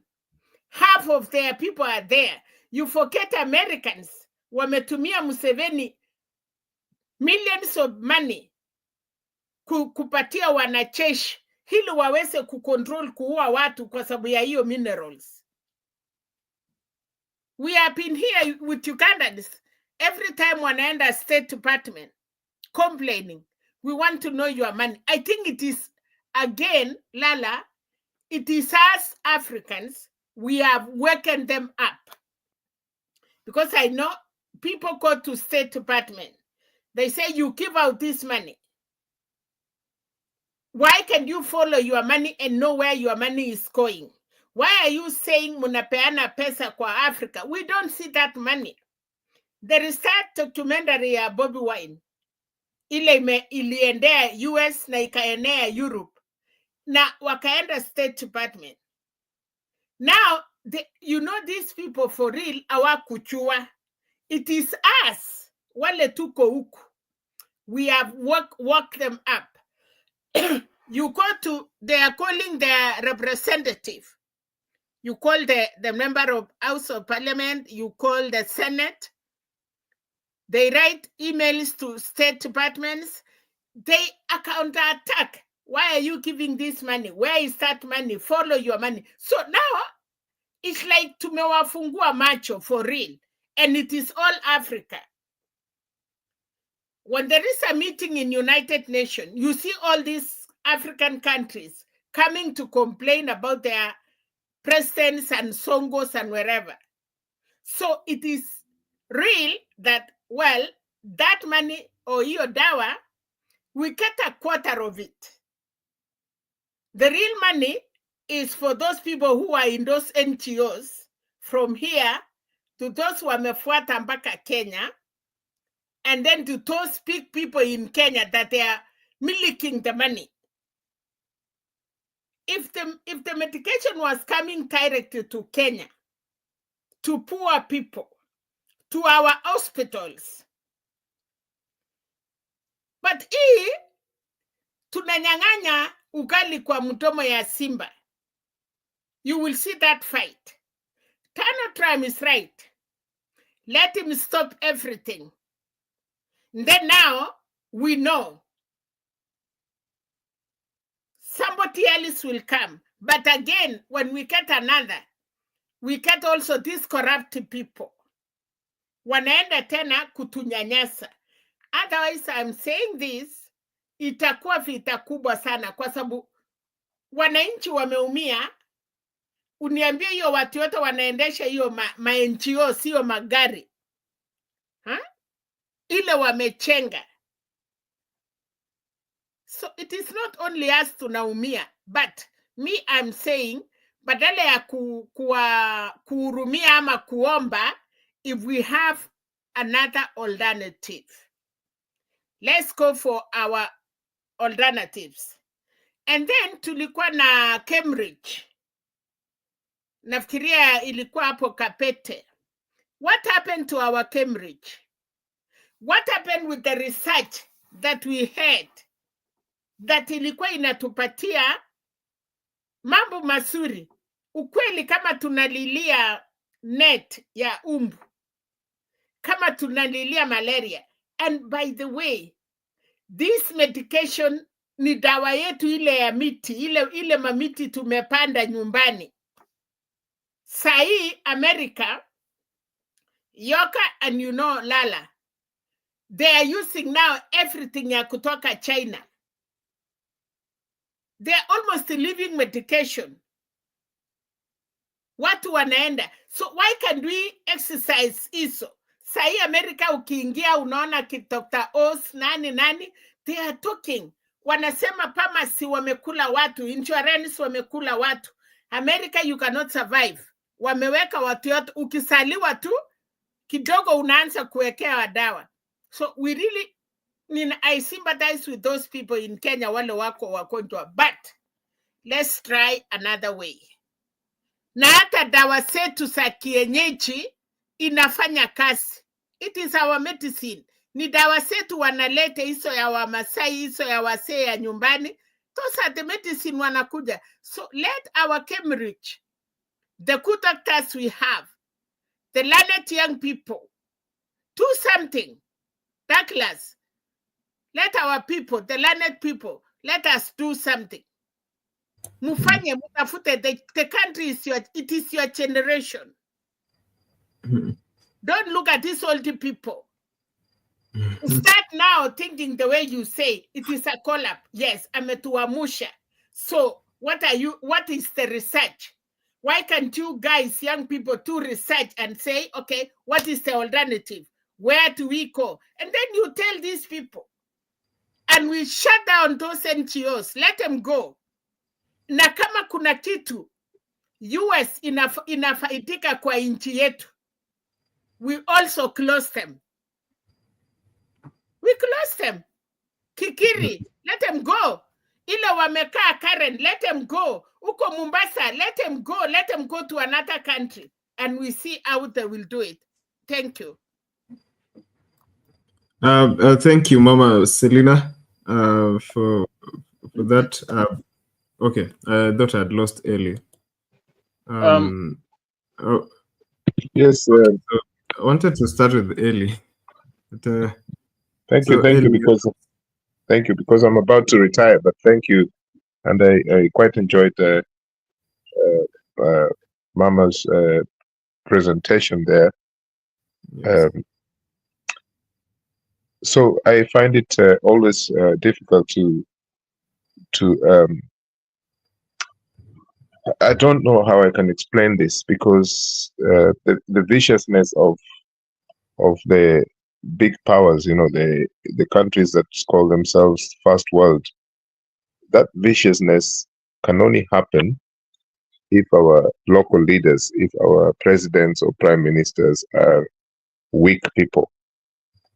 And that's why you find that if you have a strong leader like Traore or Joseph Magufuli, these things can only go away. For example, if you talk of nationalizing state assets, people will call you, if you are living in the West or some other countries that not in Africa, essentially you'll be called that. They'll say you're a communist or a socialist.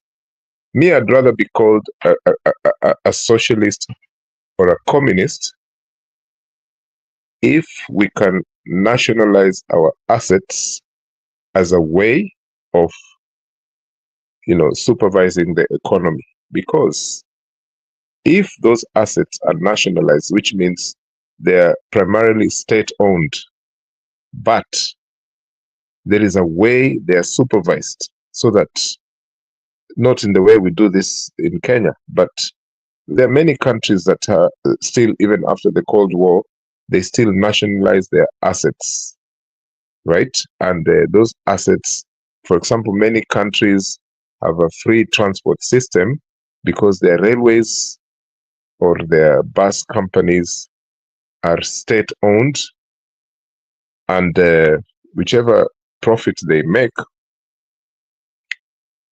is supervised by the state. And those are countries that don't even have these so-called strong, charismatic leaders. They just follow their tradition. So what is the problem? The problem is, for us, we still have leaders who, they're not strong to make decisions that can even shock Western Europe. And that's not because our continent is poor, no. But I think that what Burkina Faso has done is to nationalize many things in the economy of Burkina Faso, right? In fact, they've used their sovereignty to say we don't want the French military in our country. And they had to demilitarize those Western interests in order for them to move forward, in order for them to be independent-minded. Only 1 minute. Because Go ahead. The people elect the president. Hapa kwetu Kenya, we have been dropped.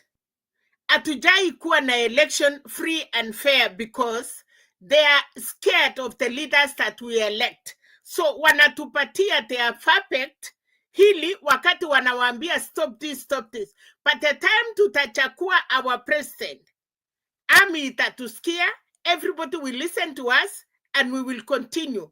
Lakini kwa sasa Kenya ile mapresident wamekuwa nayo, kwa sababu Douglas alisema, wanasema ukichakua huyu anaelekea mambo ya communist, ukielect huyu anataka hii. So we have to wake up as Kenyans and we elect our people pila kupatiwa wale perfect. Sorry for cutting you short, but I think that is the problem.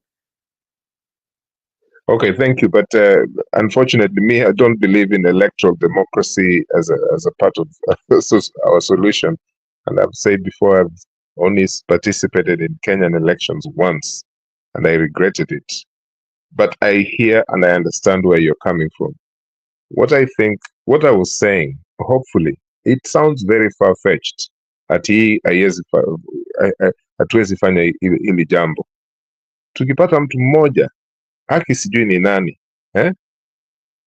huyu jamaa ameamka siku moja anasema I want to change Kenya, completely. Even Magufuli was not perfect, but the trend which he was following, you can see there's a big difference between Magufuli and Suluhu. A huge difference. Magufuli his direction was known. So what I'm saying is, if we had such leaders in the near future, and even let's forget about these things about communism, socialism, capitalism, to just say a leader who just looks at the assets we have as a country and say, look, this thing, we have failed to manage it in the way we've been doing since independence. This man, Ruto, he came up with this idea to sell parastatals, right? Which for me, I think,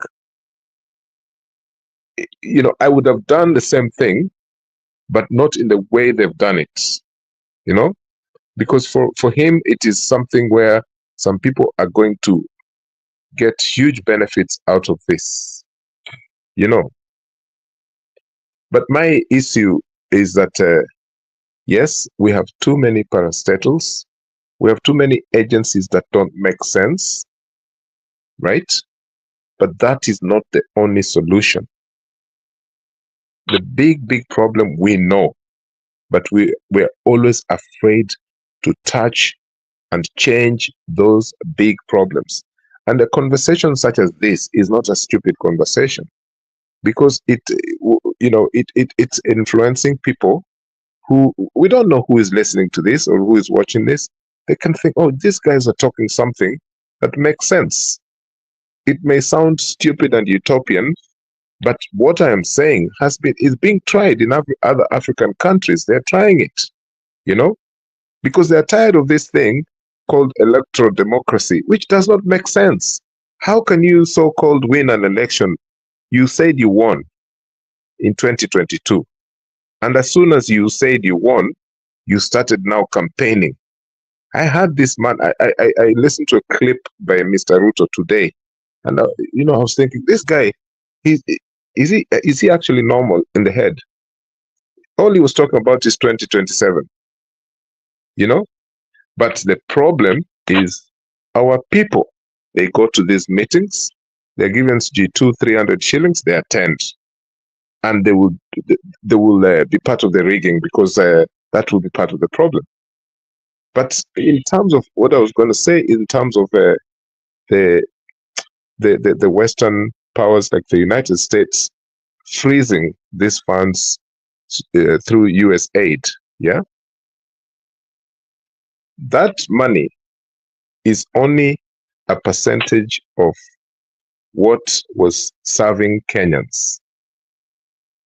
It is huge, but it's not something that Kenyans can cry and say, oh, we're going to suffer. We can make partnerships with other countries, all right? I know that Mama Selina there, Mama mentioned about America and its superpowerness, sijui hao ndio wanatengeneza madawa and they have that monopoly. Actually, India is the country that is the hub for, mass production of medicine. India, more than any other country in the world. So all these global corporates in the pharmaceutical industry do their thing in India, including those ARVs that we are talking about, and malaria medications and so on, and also those medications that are not the original brand. It's all happening in India, okay? So the generic ones that people say, I'm going to buy a generic thing, I'm not going to buy the real, but it's going to serve me the same way.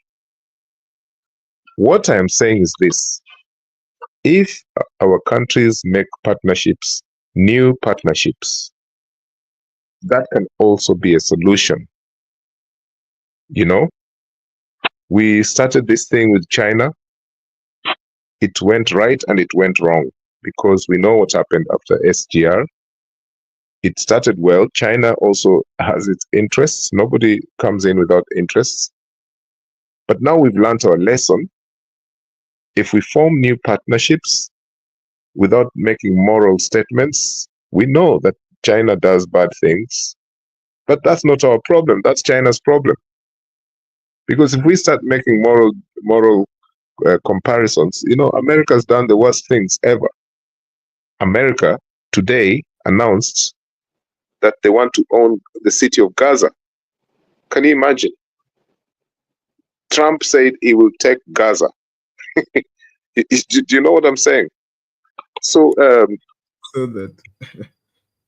So And he will there's call something. it Trump towers. Hiyo mtu ni mwenda simu. He want to chase people Mungu aliwaweka. Yes, and so that is why I kept saying that if hata mimi sijui vile naweza kusema hii kitu, yani nimejaribu kusema hii kitu about what type of leader can come out of that East Africa, and it's a domino thing. A person tries something, the other countries will start being affected, and they will try the same thing. When Magufuli was around, those kina Rwanda, they were afraid of Magufuli bwana. Kenya felt it. Unakumbuka Magufuli time, Uhuru was already shaking, like a leaf, So it means that someone can come with a substantive personality for change. And that person doesn't have to have an exceptional degrees, what. That person just wants to change society. And that person, it is possible that Kenya can get. Me, I believe in this. I know that if Kenyans put their head to the right place, we will find that person. It doesn't matter which tribe this person will come from. But the problem is, as we know, is that this thing about capture, and this thing about like the elite. Kenya is a plutocracy, which basically means that our government affairs is run by a clique of wealthy people. In fact, there was no much plutocracy in Kenya in the mid-80s, when you consider that Moi was such a corrupt leader, but only Moi and his immediate clique were allowed to amass wealth. Not every other minister, not every other functionary. So at that time, you can't really describe Kenya as a plutocracy, which is interesting. And all we know is that Moi was corrupt, and just a few people within the Moi's kitchen cabinet. Those other ones, they are not. So if you compare Moism and now, here we have had corruption, now we have corruption. Yani, unaona ule Ruto akifanya hizo interviews CSs through parliament, kila mmoja wao wameambiwa when this Kenya Kwanza took over, waende kwa hizo interviews waseme wako na mabilioni, sijui millions, sijui, so that the public can think these people will never be corrupt. That's part of the trick, this plutocracy trick that they have. And the same thing was happening in Uhuru's government and Kibaki's government. You remember Kina Chris Murungaru, Kina Mwiraria, those people were, the wealth, even at Kibaki's time, of the plutocrats was terrible. I don't know much about Jomo Kenyatta, apart from the I lived in his time and up to because mi nimezaliwa 72 na yeye amekufa 78, na bado nakumbuka even that time when we were little kids, he was the most feared person, I think, in East Africa, in the whole of East Africa. But there was a clique that ran the country, some plutocrats. There were not as many as the plutocrats in Ruto and Kenyatta II government, and also Mwai Kibaki. These kind of people, if we just had a system where we can say enough is enough, because they're not going to go to jail. It's not going to happen. But that system where I say that we can say, hapa tutawaonea huruma, lakini murudishe pesa. If they work it out, they say, some strong leader says, hey, huyu hata akikataa kutupatia hii tunachukua by force. Tunaichukua. Wewe unawezaje kuwa na plot kutoka sijui wapi mpaka, yani kwani wewe ni nani? Do you know this thing? Kenyans are just afraid of saying it openly because they think there are consequences, because the plutocrats own the country. Old money and new money. And we know who the new money people are and the old money people are. You remember when Uhuru Kenyatta was finance minister in 2009, around 2010, then he said that he wants to introduce 1800 cc engine cars. He brought the Volkswagen Passat. He was being told that there are companies that can make, if this is what you want to do, you want to reverse the expenses that, the fuel guzzlers, now you want to bring a car like Volkswagen Passat, then do competitive tendering. What did they do? They went to Volkswagen wakawapatia billions, nearly 4 million. Other companies were saying 1.4 million, 1.2, what? They bought 120 vehicles, right? As a pilot scheme. To drive ministers and permanent secretaries. And Uru's company was involved in this. So, these plutocrats, they laugh at Kenyans, and they're still there. They work together. That's why when you think Sijiki kina Uhuru, kina Ruto, Raila, their enemies, nonsense. Those people are within the same framework. It is the fear that Kenyans have. What if, for example, in the Gen Z revolution last year, what if, you remember those people, they couldn't even come out of their homes. They were afraid to drive their SUV vehicles, Things were just going to happen. And if that momentum had been maintained, and clearly a strong leader, not a brutal leader, a transformative government, something like a government of national unity, something like that. I am telling you, someone as strong as Magufuli or Traore, things would have changed. It's sweet words, it sounds like that, but at the moment, we don't have a leader who can shake the system. We don't have this person. We will go to 2027 in the same fashion. I am sorry to say, those are my fears, okay? Now, this issue of Congo, just for 1 minute, I already spoke about it when Kelly was here, Pastor Kelly was here the other day. The issue of Congo, I still believe that all the actors involved in the issue of Congo, all those countries that are involved, they can sit down, Kina Kagame, Tshisekedi, the guy from South Africa, all these rebel groups, Kina Museveni pia, Kenya has a stake there. These people should sit there seriously, right? But also, wananchi wa kawaida, because that's not happening. Wakongo, Wakongoman, Rwanda, sijui what? Wakae. Do you remember when the Somalis used to come to 680? In fact, they had their own parliament in 680 Hotel in Nairobi. Was it the Somalis or the Sudanese, South Sudan? About 15 years ago, before the peace process. Both of them, you got, yes. Sudan. Yeah, both countries. Yeah, both countries.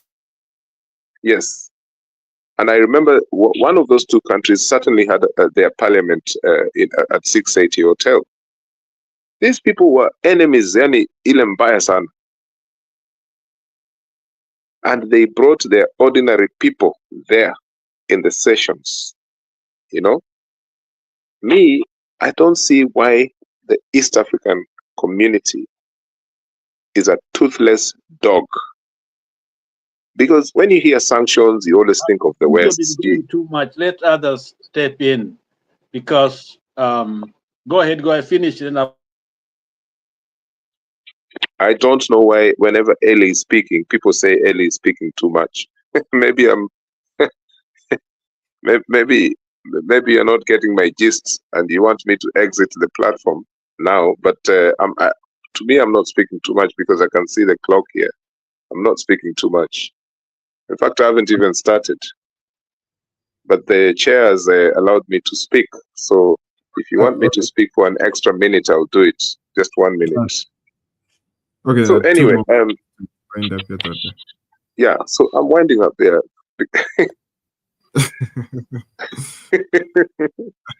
Wewe Pastor Lala niwache bwana. Haya.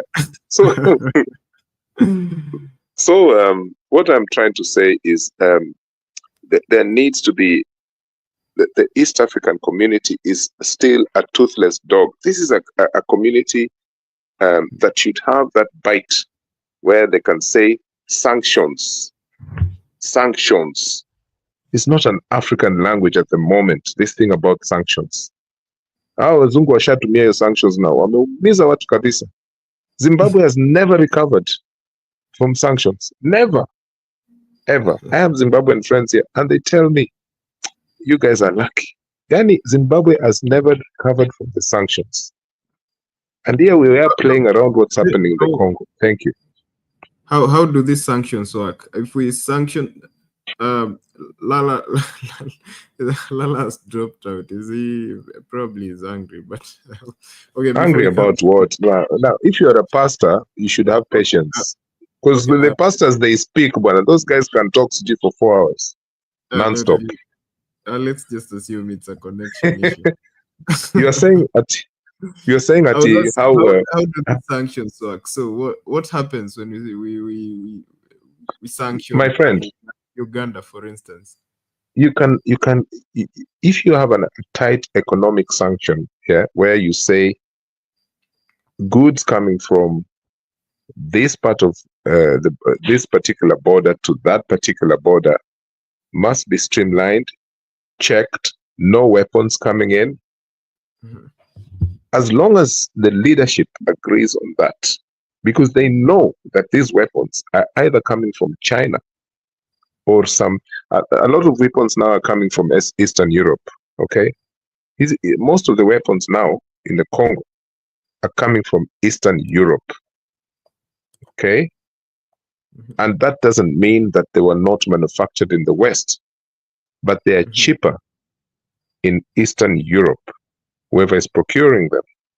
When Rwanda had that genocide there, hizo panga zilikuwa zinatoka hata China. Unaona?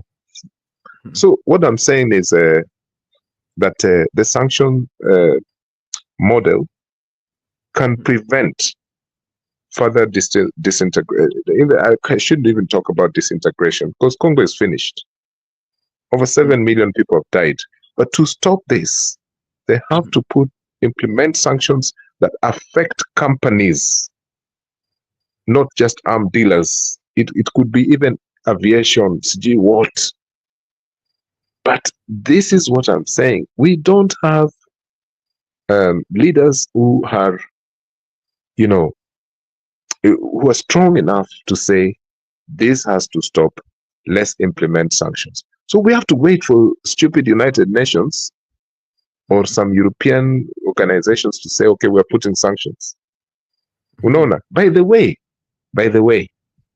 Douglas, the sanction model can be used by a country against another country, as the US uses sanction against other countries. So we don't have to wait for East African community to say ati tunaweka sanctions. We don't have to. But the problem is, who is the leader of Kenya? So that's why I was talking about strong leadership and things like that. Thank you.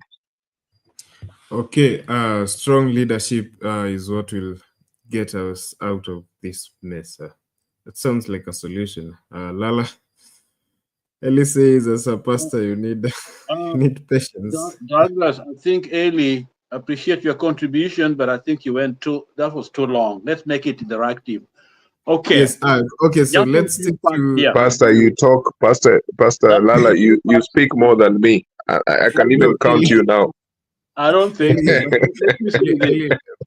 Eli, I have to side with Lala on this one. You've taken quite some time. Okay, let's do 5 minutes. Can we do that? Okay, I'll be very quick. Let's talk about USAID. USAID is a fund that is needed by those who need it the most. In other words, some of us may romanticize poverty. Intellectual world, we talk about poverty as a virtue, but those who are poor, those who are hungry, need something to eat that moment. And this USAID has been a very effective tool to help so many people. But always remember that each nation has their own interest. They give it not for free, they have their own interest, but it's needed. So let's look at the USAID. The most of the money go to Europe. About 7.7 billion goes to Europe. Okay, Africa, the entire Africa gets probably 12 billion. So it's not really the Africans that are, given this money. It's spread all over. And again, the countries that are leading, of course, Ukraine, Israel, and Egypt and others. Okay, they get the majority of that funding. I think Eli talked about leadership. I was in Ethiopia during the starvation. Eli Mengistu was in power. He nationalized everything. Okay, and the country went through the worst experience at that time. I would you get to the airport, walk or drive into the Ethiopia, the Addis Ababa, and you see nearly hundreds and hundreds of people starving, waiting. But yet the hotel where I was staying at the Hilton, the leaders were there using saunas, drinking and all that on the payroll of the government. In other words, there was no incentive to change, but simply they were there because they belonged to the party. Okay, so that was a very bad example. We have socialistic systems of governance, which Scandinavian countries, where Eli was talking about services are available and they work well, run by this government, and they do a very good job. But so when you look at all these so-called systems, all these ideological, whatever positions that are out there, it always come to one thing: honesty, lack of corruption, okay, and some form of understanding of what the nation wants, led by a leader that has the heart of the people. All those are absent. So it doesn't matter whether we change a system and find somebody, if we don't really buy into good governance, the idea that we can do it on our own, and that is we need to be fair, we need to be decent, we need to be truthful, we need to be tribalistic, and we need to be brave. I think we can do it. I agree with Mama Selina very much that election is a disaster when it comes to how we choose our leaders, because we never get the one we want. Okay, let me say this: Baba is a rare leader.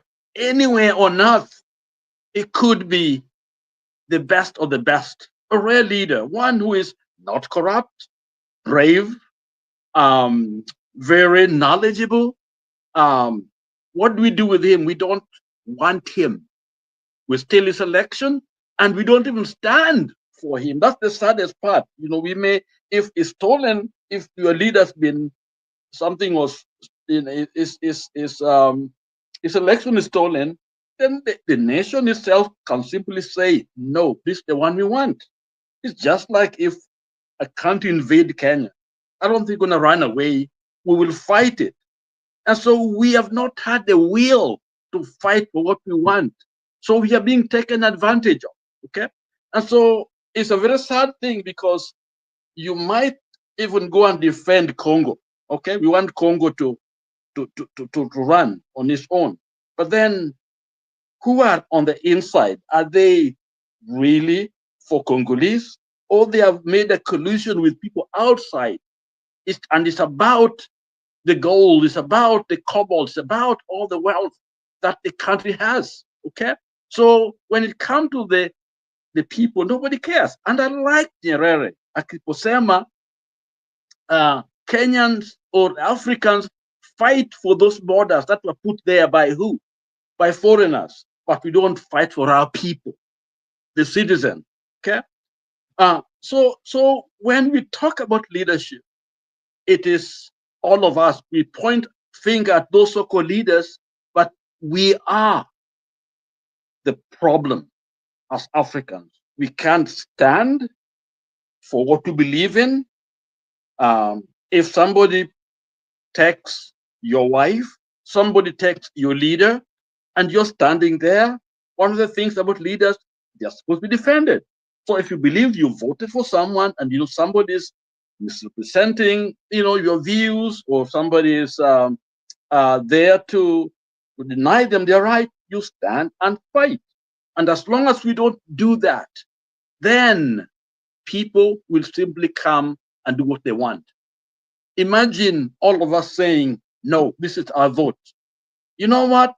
We are actually not only addressing the issue at hand, but we're also telling the international community, those thieves, those robbers, those corruptors who corrupt our people, that we will not go with your influence. Because what they do, they come and influence, they know they will do what? Our people will just clap for them. So the people are more important in Africa, not Africans. They are the foreigners. They are the ones that are calling shots, and they're the ones that we are fighting for when we argue and fight. Look at Congo. Congo, the reason why we are there is because the riches, what is in there, whether it is Uganda, whether it is Rwanda, all those places, South Africa, is about the wealth in Congo. And who needs that wealth the most? Whom that wealth benefit is not Kenyans, it is Las Vegas. I mentioned to Kenyans that I was there in Las Vegas, and hotel, most expensive ones, starts at $100,000 a night. Okay, at Caesar's Palace. Okay, 100,000 just one night. Where's that money coming from? Coming from Congo. This is the cobalt, and yet our people are starving. We get nothing. Look at Traore. The uranium was selling, I think, in France for about 75 cents. I mean, they were given that amount of money, but French sells it for 200 euros per ounce. I don't know whatever measurement they use there. So this is where the problem is. So if we can stop this mindset that has been colonialist put into us, start fighting each other over basically now over change, because even they claim that Kagame is trying to control that place. Kagame isn't getting that money. That money is going out of Congo. And let's say the USAID, one of the top receivers of the USAID is Congo. It's Tshisekedi and the group. Is that so? Let Africans, let our eyes be open and see where the problem is. And I like Eli when he mentioned that those leaders should get together. Okay, yes, that is needed. But the key thing is, what agenda? Are they getting together because they have been sent by their, their masters, or they're meeting together because they are African? So I think we got to think in terms of our own. How do we preserve Africa for Africans? How do we use that great wealth that we have to benefit Africa? Congo can be a key source of development for that region. Imagine that all those leaders meet together and say, this is our resources. These are our resources that we will not let go unless we get a fair price, a fair share. And lastly, let me say this. Kwame Nkrumah was a pioneer. He was ahead of his time. And when Ghana became independent, cocoa was selling, was doing very well in the world market. And that money was able to finance different activities in Africa. Because we're thinking of putting Africa together, becoming one United States of Africa. Okay? When the West saw it was becoming successful, what did they do? They went to the world market and targeted the cocoa price. Cocoa became useless. And then the country had no money. And when people are hungry, what do? They rebel. And they got rid of him. Look at Lumumba. Why was he killed? He was killed because of the mineral there. So this idea of Museveni, Kagame thing, we get rid of Kagame, but the problem will still stay there. So it must be the African mind that needs some re-education so that we can be able to see the enemy, and then we can be able to protect those resources and then speak for our own people. Look for market for them, develop our own continent, value added before we sell it out, whatever it is that we are producing. Let Africa manufacture, her own product, and let us trade with the world. That's the way. I also let me say that I end here. I think there are two issues here that we're discussing here. Okay, there's a need for AIDS, USAID. There's a need for it, but we can't rely on it. Okay, we can see it as something that maybe help if it's necessary, it's needed. We can use it because everybody's using it. Israel is the majority of it goes to Israel. Okay. And Ukraine and all those places. Okay, so we can use it. Let's not demonize it, because even the people that are giving it also are having a hard time. I mean, understanding why Trump is doing what he's doing. Okay, but we cannot rely on it. So if it is not there, we still should be able to figure out how to do it. Okay, on our own. I think the target has to be developing Africa, but we've got to start by developing our own mind, because that way we can stand, okay, and on our 2 feet. And then now come into Kenya. Kenya is an example of how Africa should not be. Kenya is a bad example because Kenya has had great opportunities to create a pathway to the place where Africa can follow us. But we end up somewhere and we make a U-turn, whether it comes to technology, whether it comes to education, whether it comes to, just other key indicators of what we'd call development indicators. We somehow sabotage. Whether it's come to political leadership, we are almost there, but then we turn around. Unless we begin to be decisive and demand what we want and not to compromise, because whenever we compromise, it comes to bite us. Okay, we had a chance to create, I think, a nation that is ruled by the law, okay, governed by its laws, and that the young people, Gen Zs, voices can be listened to, can be heard. But what happened? We take a U-turn, or we stop there and others begin to define the moment, and we lost that chance. Okay, and we'll keep on losing it as long as fear keep on holding us back. What am I saying here? If you compromise on a leader or leadership, I'm telling you, the one coming after you will want the same compromise. Okay? They will try to use the precedent, of what happened to justify where they are.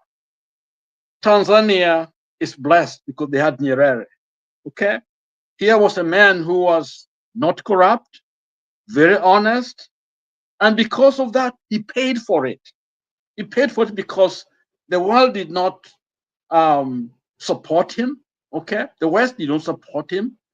They couldn't, they were into Kenya, they tried to help Kenya, but not Tanzania. So Tanzania has come from very far. But morally, politically, culturally, Nyerere created a nation. Okay? I miss Jakindu Bey here, but a nation with this ethos, okay?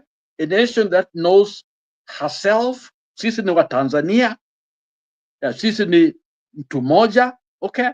So what is able to do, Kenya is struggling.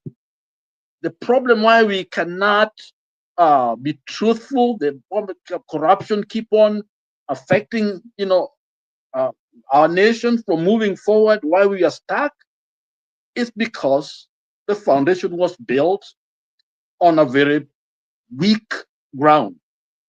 And so we have got nowhere to go back to. You see, I do marriage counseling, okay? And in marriage counseling, a couple comes to you, and this couple is having issues. They want to help them heal their marriage. One of the things that you do is do an assessment. You look at the past. Where did they miss the boat? If they loved each other, something must have happened, okay? If you can point back to a place when things were well, okay? They were sharing and loving and caring. That becomes a very critical point to begin the restoration. But if you go back and these people never really loved each other, or they were just trying to, now they're coming to you to help them love each other, that's a bad, bad, bad sign. Kenya is like that. You look back, there is nowhere where you can peg and say, this is where independent Kenya we can go back to, because there's no going back. Tanzania has that point. The Nyerere is there as their point. Okay. And we thought we had Kibaki to help us, because when Kibaki became the president, when he was voted for, he was duly elected. Kenyans were optimistic. The world noticed us, okay? We thought we had that point in our history to go back to. And what did he do? After that, economy was well. But in other areas, when it comes to cohesion, building a nation, we parted ways because of tribalism, nepotism, and all that. So that messed us up. So what I'm saying here is that Tanzania had a point. And even Traore also had something to work with. Sankara was a leader, okay? And so they had a history there with Sankara.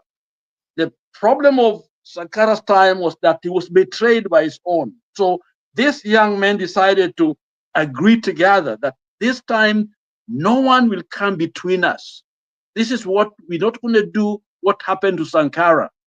We are behind Traore. This is our leader. This is us as a team. So they are working as one. That is why they are where they are. So that the Wasaliti who are coming to tear them apart, because that's what they do. They've been trying to kill him. Okay? So when it comes to leadership, especially Eli, addressing your child, what you raised about leadership, it will not just come out of the thin air. Kenyans got to make up their mind that this is where we are going. We want leadership. We don't want corruption. We don't want easy money, quick money that people make out there. We want to build a nation. And that, if we can do that, we begin to do that, we are going to have a lead, a new country. GNC began the ball rolling, but I'm afraid we are not at the spot where we ought to be at the moment. Back to you, Douglas. Thank you, Lala. Although you went on and on and on. Yeah, because I think I'm trying to basically you let Eli go on and on and on. So trying to answer that is very difficult. So I think let's put it in pieces. That way, it's much better. Sorry if I went too long. Okay, but that's quite insightful. Okay, Eli dropped out, but he had hinted that he's about to. Okay, but anyway, I still have Mama, Selena, and Lala, but we've spent so much time on this. Okay. Can I just say one thing? Can I say just one thing? Okay, the USAID, one of the reasons why it's been frozen, this rich man, whom I don't want to even call his name, Musk, whatever you want to, the Twitter guy, he said the reason is that because of the corruption around it, and that's the reason why he is freezing it. Okay. The question is, why not freeze it everywhere? Why not freeze it in Ukraine? Why not freeze it to Israel? Why only target African countries? Are they the only ones who are in corruption? And who is running it? It's usually the Americans themselves. So there's a hypocrisy in what he's talking about. It's not, and when I hear things like that being mentioned here, that kind of makes me very angry, because if something has a problem, target what is going on. You don't just freeze everything. That's for me, knowing exactly how it's hurting people, because people are going to die. Bush saved, because many people are dying of HIV. Remember, that killed people. Many of us have families that are orphans right now, struggling as orphans, but that the medication helped us. And I also like to tell Eli too that when he talked about India producing, these are generics, which of course they get patent that would be the US generally, which is the government itself doing a lot of research, the US government, the leading, and patent, after they made enough money, then now they sell those patents to other companies to make generic form of those drugs. That's what India is doing. So let's be very, very clear. The globe is so much interconnected that you cannot act solo alone and still survive. Okay, we are still all interconnected. So we just want what is shared. We want truthfulness. We want everyone to not to be used or abused. That's what we are fighting for. Thank you. Thank you, Lala, for that. I think we should move on. We should move on now. We've spent so much time on the USA thing, but it's just the beginning, and as time goes by, we're going to see more of of the effect that this is going to have. Of course, it's going to have so much effect on Africa, especially Africa, which are the vulnerable countries. We're always taking the blows, always collateral damage in such scenarios. And, we're going to see more of what is going to happen. Of course, it's going to affect lives. I'm sure if you asked any mother in the village, if you mentioned the word USAID, it may ring a bell in their minds because of those nets. Actually, in the village, those nets, the USAID, I think they were started by Bush, USAID President's Malaria Initiative, something like that. Those nets are still being distributed in the village, and especially to to mothers who've just given birth. It was just an initiative started by Bush to help fight malaria in Africa. But okay, I'm getting what where Lala is coming from. I'm also getting where Mama Selina is coming from and Ellie. But I think we've relied on this aid for so long, and you know, the corruption that they've been marred by corruption, and I think it's time that we. Douglas, that word corruption is what that what hurts me the most, because the USAID has been one of the most effective tools that the US has used.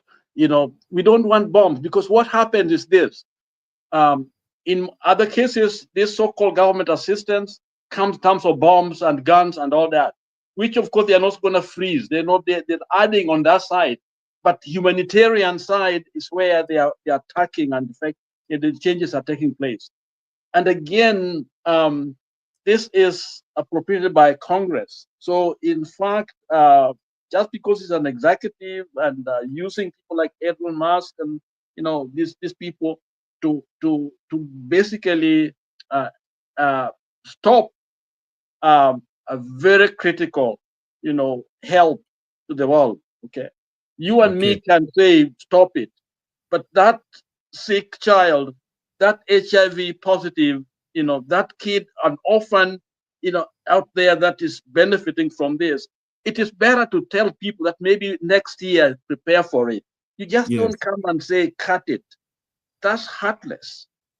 That's what we are dealing with here. Anger is understandable that we can do it on our own, whatever, but the way it's coming is not right.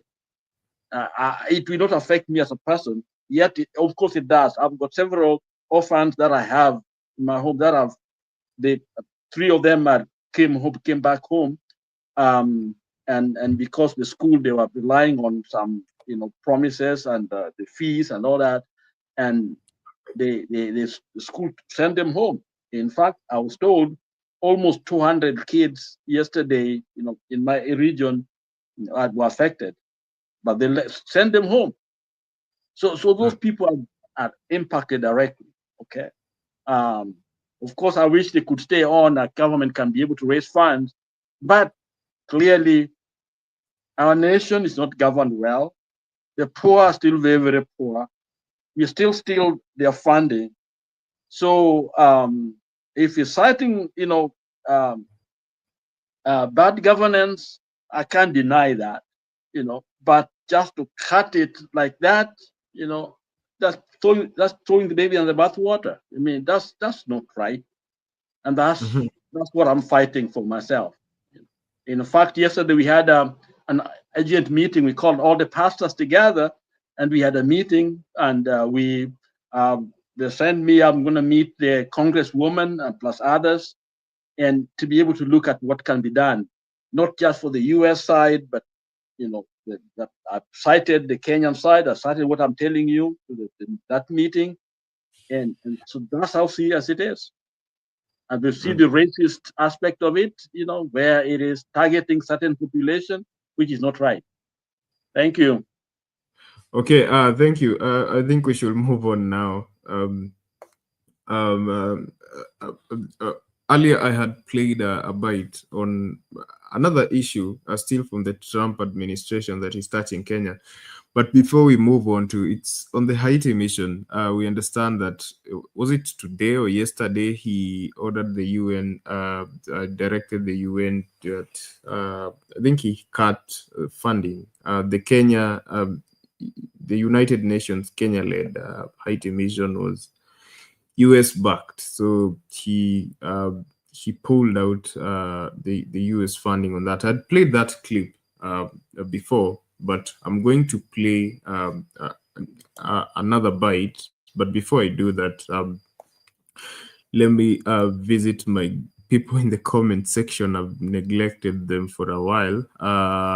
Who do I have? I have Mohammed Ege. That age says, still watching solo from my corner of the globe. Come on, guys. Due diligence says, hi, Douglas and everyone. Very good history there and reference points for reflection. At Lala Howdy. Hi, Tuni.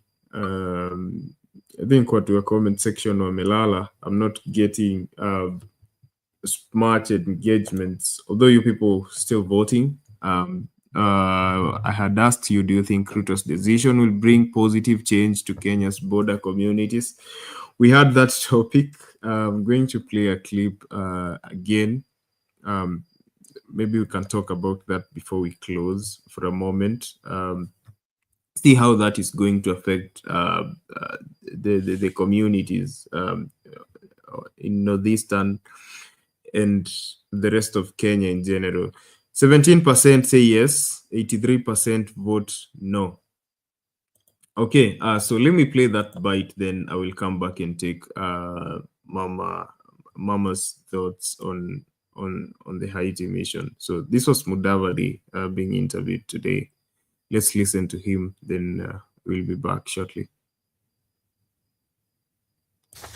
Now, the Kenyan government has clarified, or rather sought to clarify, that the Kenyan-led multinational security support mission in Haiti is not in limbo, despite President Donald Trump's freeze on USAID funding amounting to 1.7 billion Kenya shillings.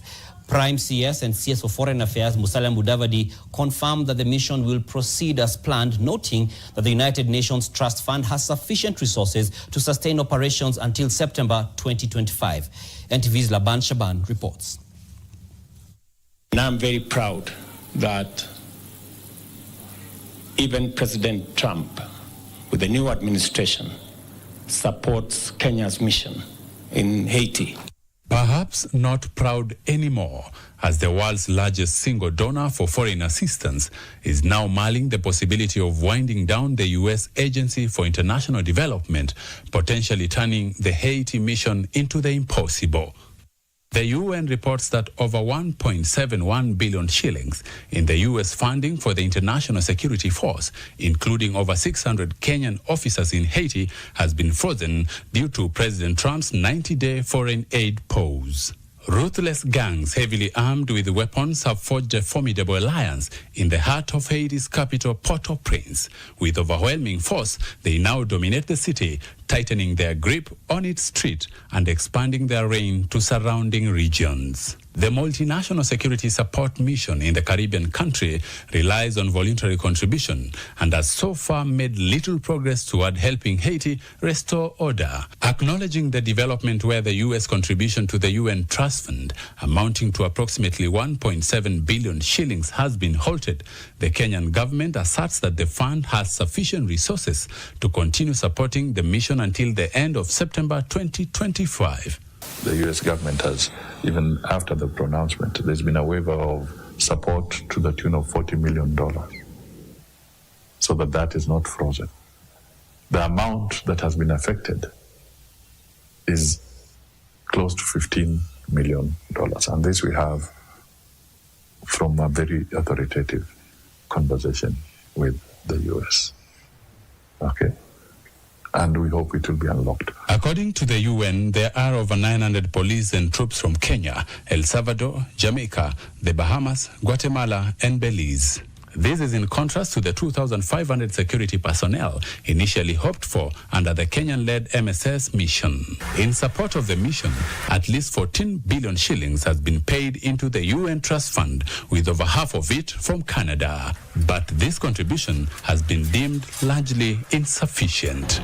But other countries that have been supporting, whether it is Canada and others, they have also, and by the way, even Algeria has supported.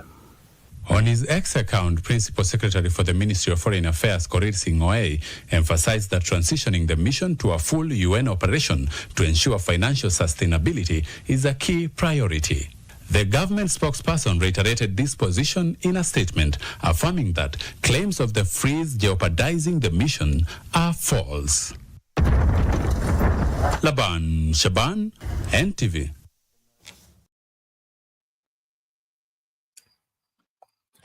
Okay, that's a story on the state of the Haiti mission. I just want to hear your thoughts on that very quick. Mama Selena, let me begin with you.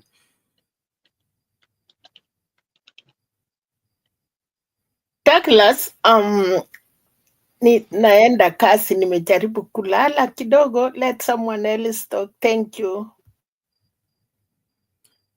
Okay. Thank you. Mama Selina says masaa yake ya kudondoka imefika. So okay. Okay, let's have Lala. But so are you still going to be around, Mama Selina?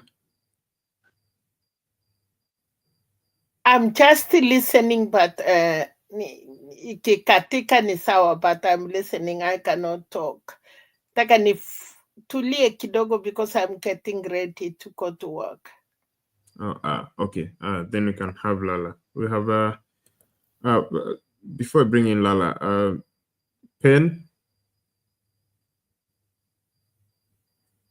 Yeah. Hello. How are you? Hi, I'm good. I just wanted to comment that. Okay. Okay. Before I just wanted you to say hi to us. Then I'll listen to Lala. Then I'll bring you in to just give us your thoughts on everything. So you can just say hi to everybody. Yeah. Hello, everybody, and I'll listen. Thank you. Lala. Douglas, it's good to see Mogaka.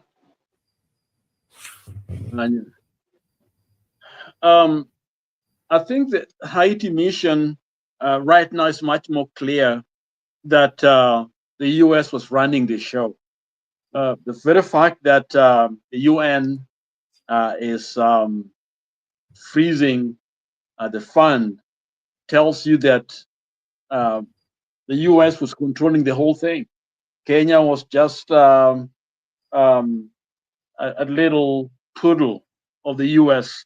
Over there, nothing to do with the so-called multilateral. It's just country that U.S. has picked to go and do the dirty job for them. I think the U.S. had committed $15 million US dollars, and I think they had paid something like 1.7, which has been spent. But now the 13.3 billion is kind of frozen. That I think Mudavadi is trying just to appease us, but there's not much of an interest.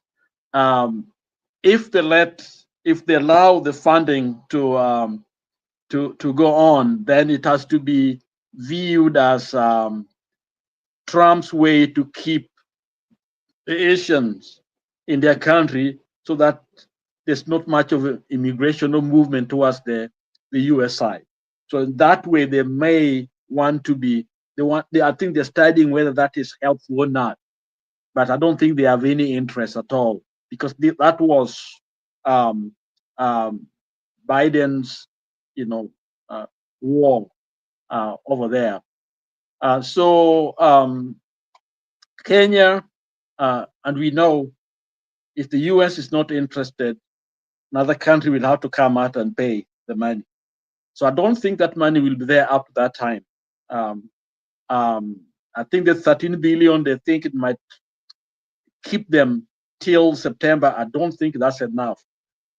So I think my feeling is that it is managing the situation to appeal to the world that it was a UN thing, saving the face of Ruto.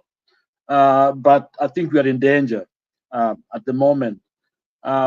Interesting enough, some of our police officers did pretty good. They were doing a good job, some of them. And I'm saying that because yesterday, one of the people from Haiti, minister, mentioned some specific things, good stuff about some of the police officers there. And so we thank God for them. But the mission is in limbo. That's my take on it, and I don't see how they can be sustained. I don't think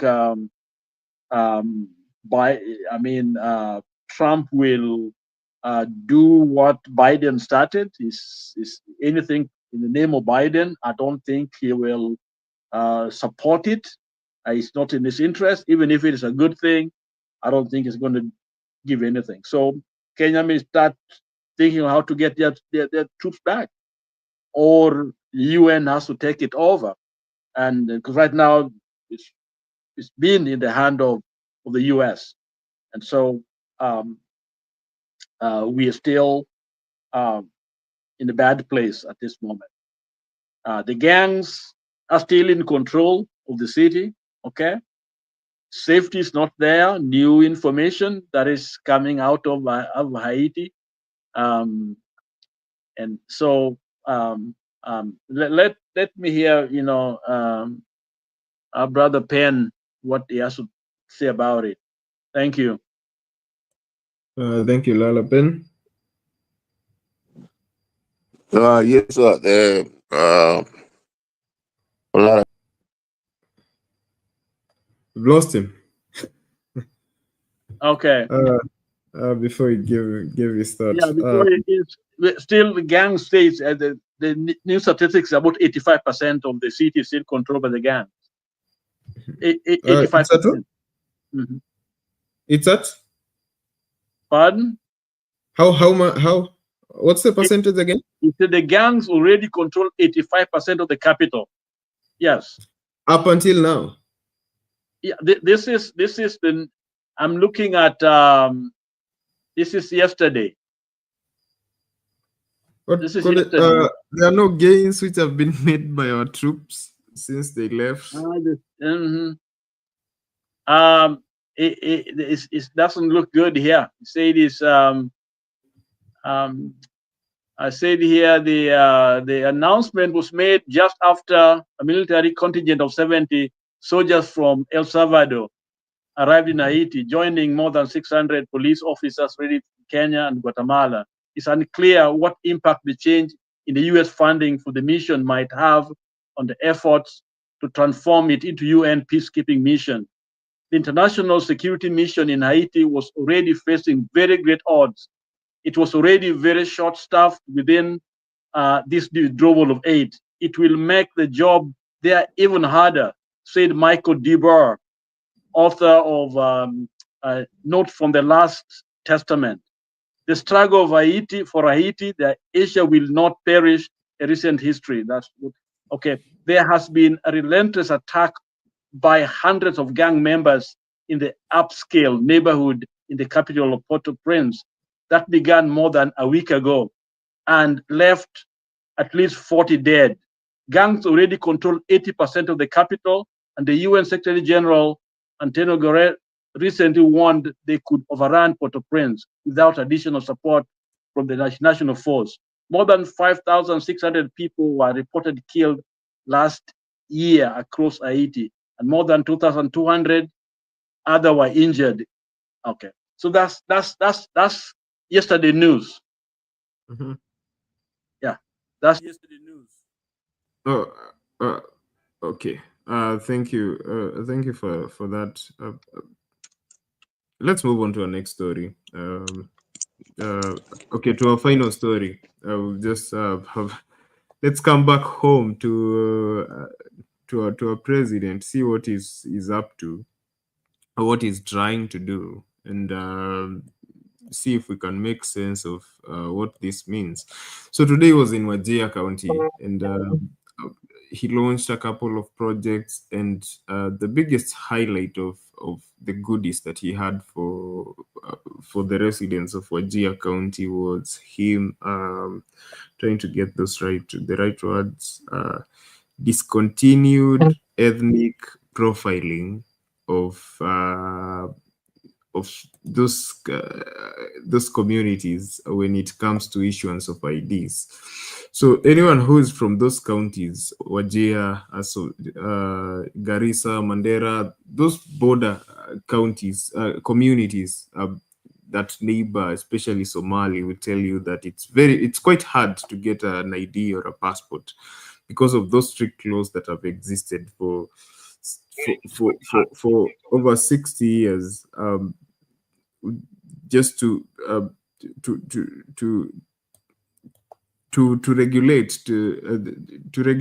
profile the people who are applying for Kenyan IDs, just to make sure that the people getting those documents are actually Kenyans. So Ruto was there today, and he pulled down that law that has existed for over 6 decades. Let's have a look at that story. Then we'll have Lala. I don't know if Mama Selina will still be there. She said she's getting ready for work. We've lost Ben before he made his contributions. If he'll not be here, then we will close after that story. Let's have a look at that story. For residents of border counties to acquire their national identity cards after President William Ruto today signed a proclamation scrapping off a 60-year-old vetting requirement. Now, the decision, which is seen as a major political scheme by President William Ruto to create a new voting bloc ahead of the 2027 general elections, also comes days after a high court in Garissa ordered a fresh census for 3 counties in the northeastern region. As our very own Emmanuel Tona reports, Ruto, who was in Wajir today, says he will use his 30-year experience to defeat his opponents in the upcoming general elections. Take a listen. Wajir, assalamu alaikum. Northern Kenya, hoye. His second day of the Northern Frontier Walking Tour saw a rousing reception at the Orahe grounds in Wajir County. Awaited the official lifting of a 6-decade-long vetting requirement for the border counties' residents. Shall be and is hereby discontinued. Who have been undergoing a mandatory grilling before being issued with identity cards. Ile vetting ambayo imesumbua wananchi wa Northern Kenya kwa miaka 60. Leo nimesema hiyo maneno ya vetting iondolewe, ndio vijana wote wa Kenya wapate vitambulisho vile wa Kenya wengine wanapata vitambulisho bila ya matatizo. The president saying this move will bring equality in the country. Pale nyuma vijana watoto wa Northern Kenya waliulizwa maswali mengi, wakafanyiwa vetting, wakafanyiwa kama wao sio wa Kenya ya kawaida. The presidential proclamation to remove hindrances to the acquisition of the national identity cards and other identity documents is historic. Vetting became a security requirement for issuing identity cards and birth certificates in northern Kenya after the Shifta insurgency of the 1960s. The Shifta War was a secessionist conflict in which ethnic Somalis, Muslim Borana, among others, attempted to join Somalia. This move now seen as a way to secure and increase the northeastern voting bloc in order to make inroads into areas traditionally dominated by the opposition. 882,000 voters from Mandera, Wajir, Garissa, Isiolo and Marsabit counties participated in the 2022 presidential election. However, the residents of those counties have complained that their numbers were underreported in the 2019 national census. The High Court of Kenya in Garissa recently quashed the 2019 census results for Wajir, Mandera and Garissa counties, ordering a fresh exercise, citing discrepancies in the results given. Usitishwe na mambo ya 2027. Kuna kura ya kutosha hapa. Hapa ID itakuwa nyingi, kura itakuwa nyingi na itakuwa ni yako, Mheshimiwa Rais. Kiti ya rais, sanduku ya rais katika kaunti za wafugaji ikifika 2027 inshallah itakuwa ni ya William Samoei Ruto. President Ruto had on Tuesday night met a section of elders from Mandera County where he expressed confidence through his decades of active politics to secure a second term in office. Mimi nimekuwa mjumbe miaka 15. Mimi nimekuwa naibu ya rais miaka 10. Ndio huyu mimi ni rais. Miaka itakuwa 5. Sasa mtu atanitisha na kitu gani? Ruto continued to launch several projects under the Rural Electrification and Renewable Energy Corporation (REREC), including the Shublo Community and Secondary Electrification Project, with the President promising a 6.9 billion shillings budget for the mega project. Emmanuel Tor, Citizen TV.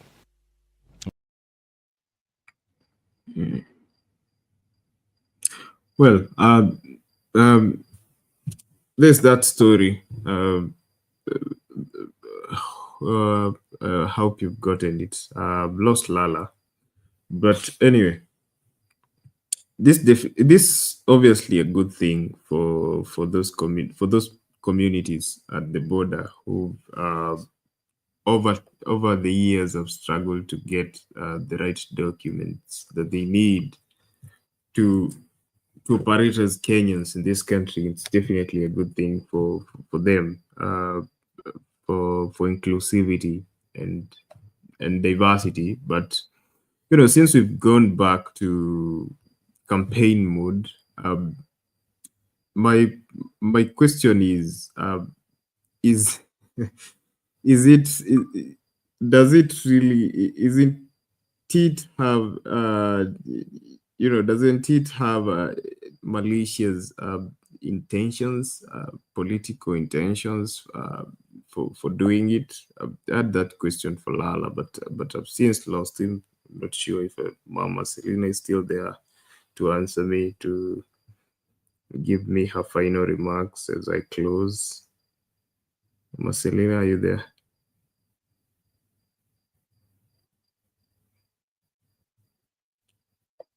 Marcelina ni kama amelala. Said she's preparing to go to work, or she's resting for the sake of work. But since it looks like I'm riding solo at the moment, and I think this is a good place to just end it. But more of this is going to unfold. The talks that we've had on USAID being cut off, Kenya and Africa and poor countries being cut off from the aid that we've depended on for years. These things are going to continue unfolding over the following weeks, months, going to see how that impacts communities all over the world, and Kenya, us, because it's going to affect us directly in one way or the other. The Kenya-Led Haiti Mission, we are waiting to see how that pans out. Foreign Minister Musalia Mudavadi says that the Haiti mission is still on, and the US, the Trump administration, cutting off the part of that mission doesn't affect it in any way. They still have partners, from his words. Ruto is still consolidating communities that have been perceived to be large in population. I think it's his strategy against Murima, since he fell out with Murima. We're going to see his political moves, how they play out. Last week, he's been roaming around Western Kenya. He's now in Northeastern. Today he was in Wajir County. Tomorrow will probably be in Garissa or Mandera. But no, that's our president. We expect him to be working, but he's kicked off campaign mode. Remember, during the last administration, when he was deputy president, spent 9 years out of 10 campaigning and 1 year stealing. So just sit and see how that plays out. This juncture, I think it's a good place to end it, call it a night. Thank you for those of you who've tuned in to listen to me and my guests. Earlier, I had public participation who dropped off after giving us her remarks, her initial remarks. I think she had an issue with her connection. Hopefully tomorrow she will be able to join us. But thank you, public participation, for joining me in this conversation. Mama Selina is still with me, although I think she has dozed off or she's a little bit busy. She's given us a heads up. But thank you for joining me in studio. I had Lala, who's also dropped off. I had Ben Nyagaka. I had Eli. Thank you all for tuning in. Lala is back. I'm going to allow him to give me his final remarks and his thoughts on that story. Lala? The Ruto story. Okay, I think that I stepped out a little bit. I think the identity issue, I think, is a very shameful situation for our country, because with the technology and the awareness that is available, there's no reason why we don't know who Kenyans are, that we can't register them. I think there's some political interest that makes sure some people are disfranchised, so they don't have a chance to participate in the democracy. And without registration, we are in trouble. Why do I say that? Some few years ago, I'd crossed to Canada to attend, to see actually a cousin of mine who was a brigadier in the Kenya military. He had come to the War College in Canada to talk about the world security. And when I went there, I took my family, we drove across to Toronto. And in the room where he was, there was an American general, there was a Canadian Commodore. That's a title used a lot in Canada, Commodores. And there were others. And so they were talking about the world security. And at that time, the US presidency, or the president of the US, would come to Ethiopia, even to Uganda, and they hardly come into Kenya. Then I asked, I said, Kenya is a close ally to the US. Well, how come the US presidents don't come, to Kenya, the way they are coming to Ethiopia and other places? And those countries are military, yet they don't want to come to Kenya. And it was the Canadian Commodore who started laughing and said, Abel, Kenya and Canada are the same. Then I asked him why. And he said they are the same because Canada, we don't have to worry about security on our borders because we know the US will defend us. We don't have to put a lot of army and a lot of security matters because we have great ally, the US, and they have enough, so we don't need. So Kenya, the same thing. They said your country, the border is not about it's not about business. It's not about security, but about business. Canada, the same thing. It's about business, not security. In other words, in Kenya, security was not a big priority. So when the US president want to come to Kenya and they're looking for data on who is there and whom they know, who is the bad guy and the good guys, they had none. Ethiopia would give them. Uganda would give them because they're more military, so they knew, the bad guys and those 8 days of a suburb, they know who is bad and who had come to those places. So that data would help the planners of the US, presidency a visit. Kenya was a mess because they didn't know who was in Kenya, who is out of Kenya. And that was a factor that stopped the US president from coming to Kenya at that time because they could not risk letting the person come. And I'm afraid that when it comes to registration, the borders, it's about corruption, it's about business. And so we are playing Russian roulette with our security. Is this a time when we should know who is where? We should have that data so that when somebody graduates from high school, get us, the ID itself, from a driver's license, is enough to vote. In the US, all you need is a driver's license. When you are 18, when you reach that age, automatically you vote. Okay, you don't have this idea of registration, separate from the person who has been in the nation. The day you are born, you're part of Kenya. They should know every single person. We are only 50 million people. And for us to have issues, who is a Kenyan, not a Kenyan, is embarrassing. So I pray that Kenyans will take this seriously and help us so that all of us know who Kenyans are. So that you can know how I voted. If I voted, I could have voted at all. At this time, even the past elections, nobody knows. The data is not there. We are just told, trust. We are doing this. We are registering people. And then you're asking yourself, whom are they registering? Okay. When actually, what I think you played there, register these people. I mean, to me, that's embarrassing. So, Kenyans, let us be serious. Let us have the data, because that's how we can plan the economy. That's how we can know who is where. We can give people voices because they are legitimate. They are Kenyans. They have a voice.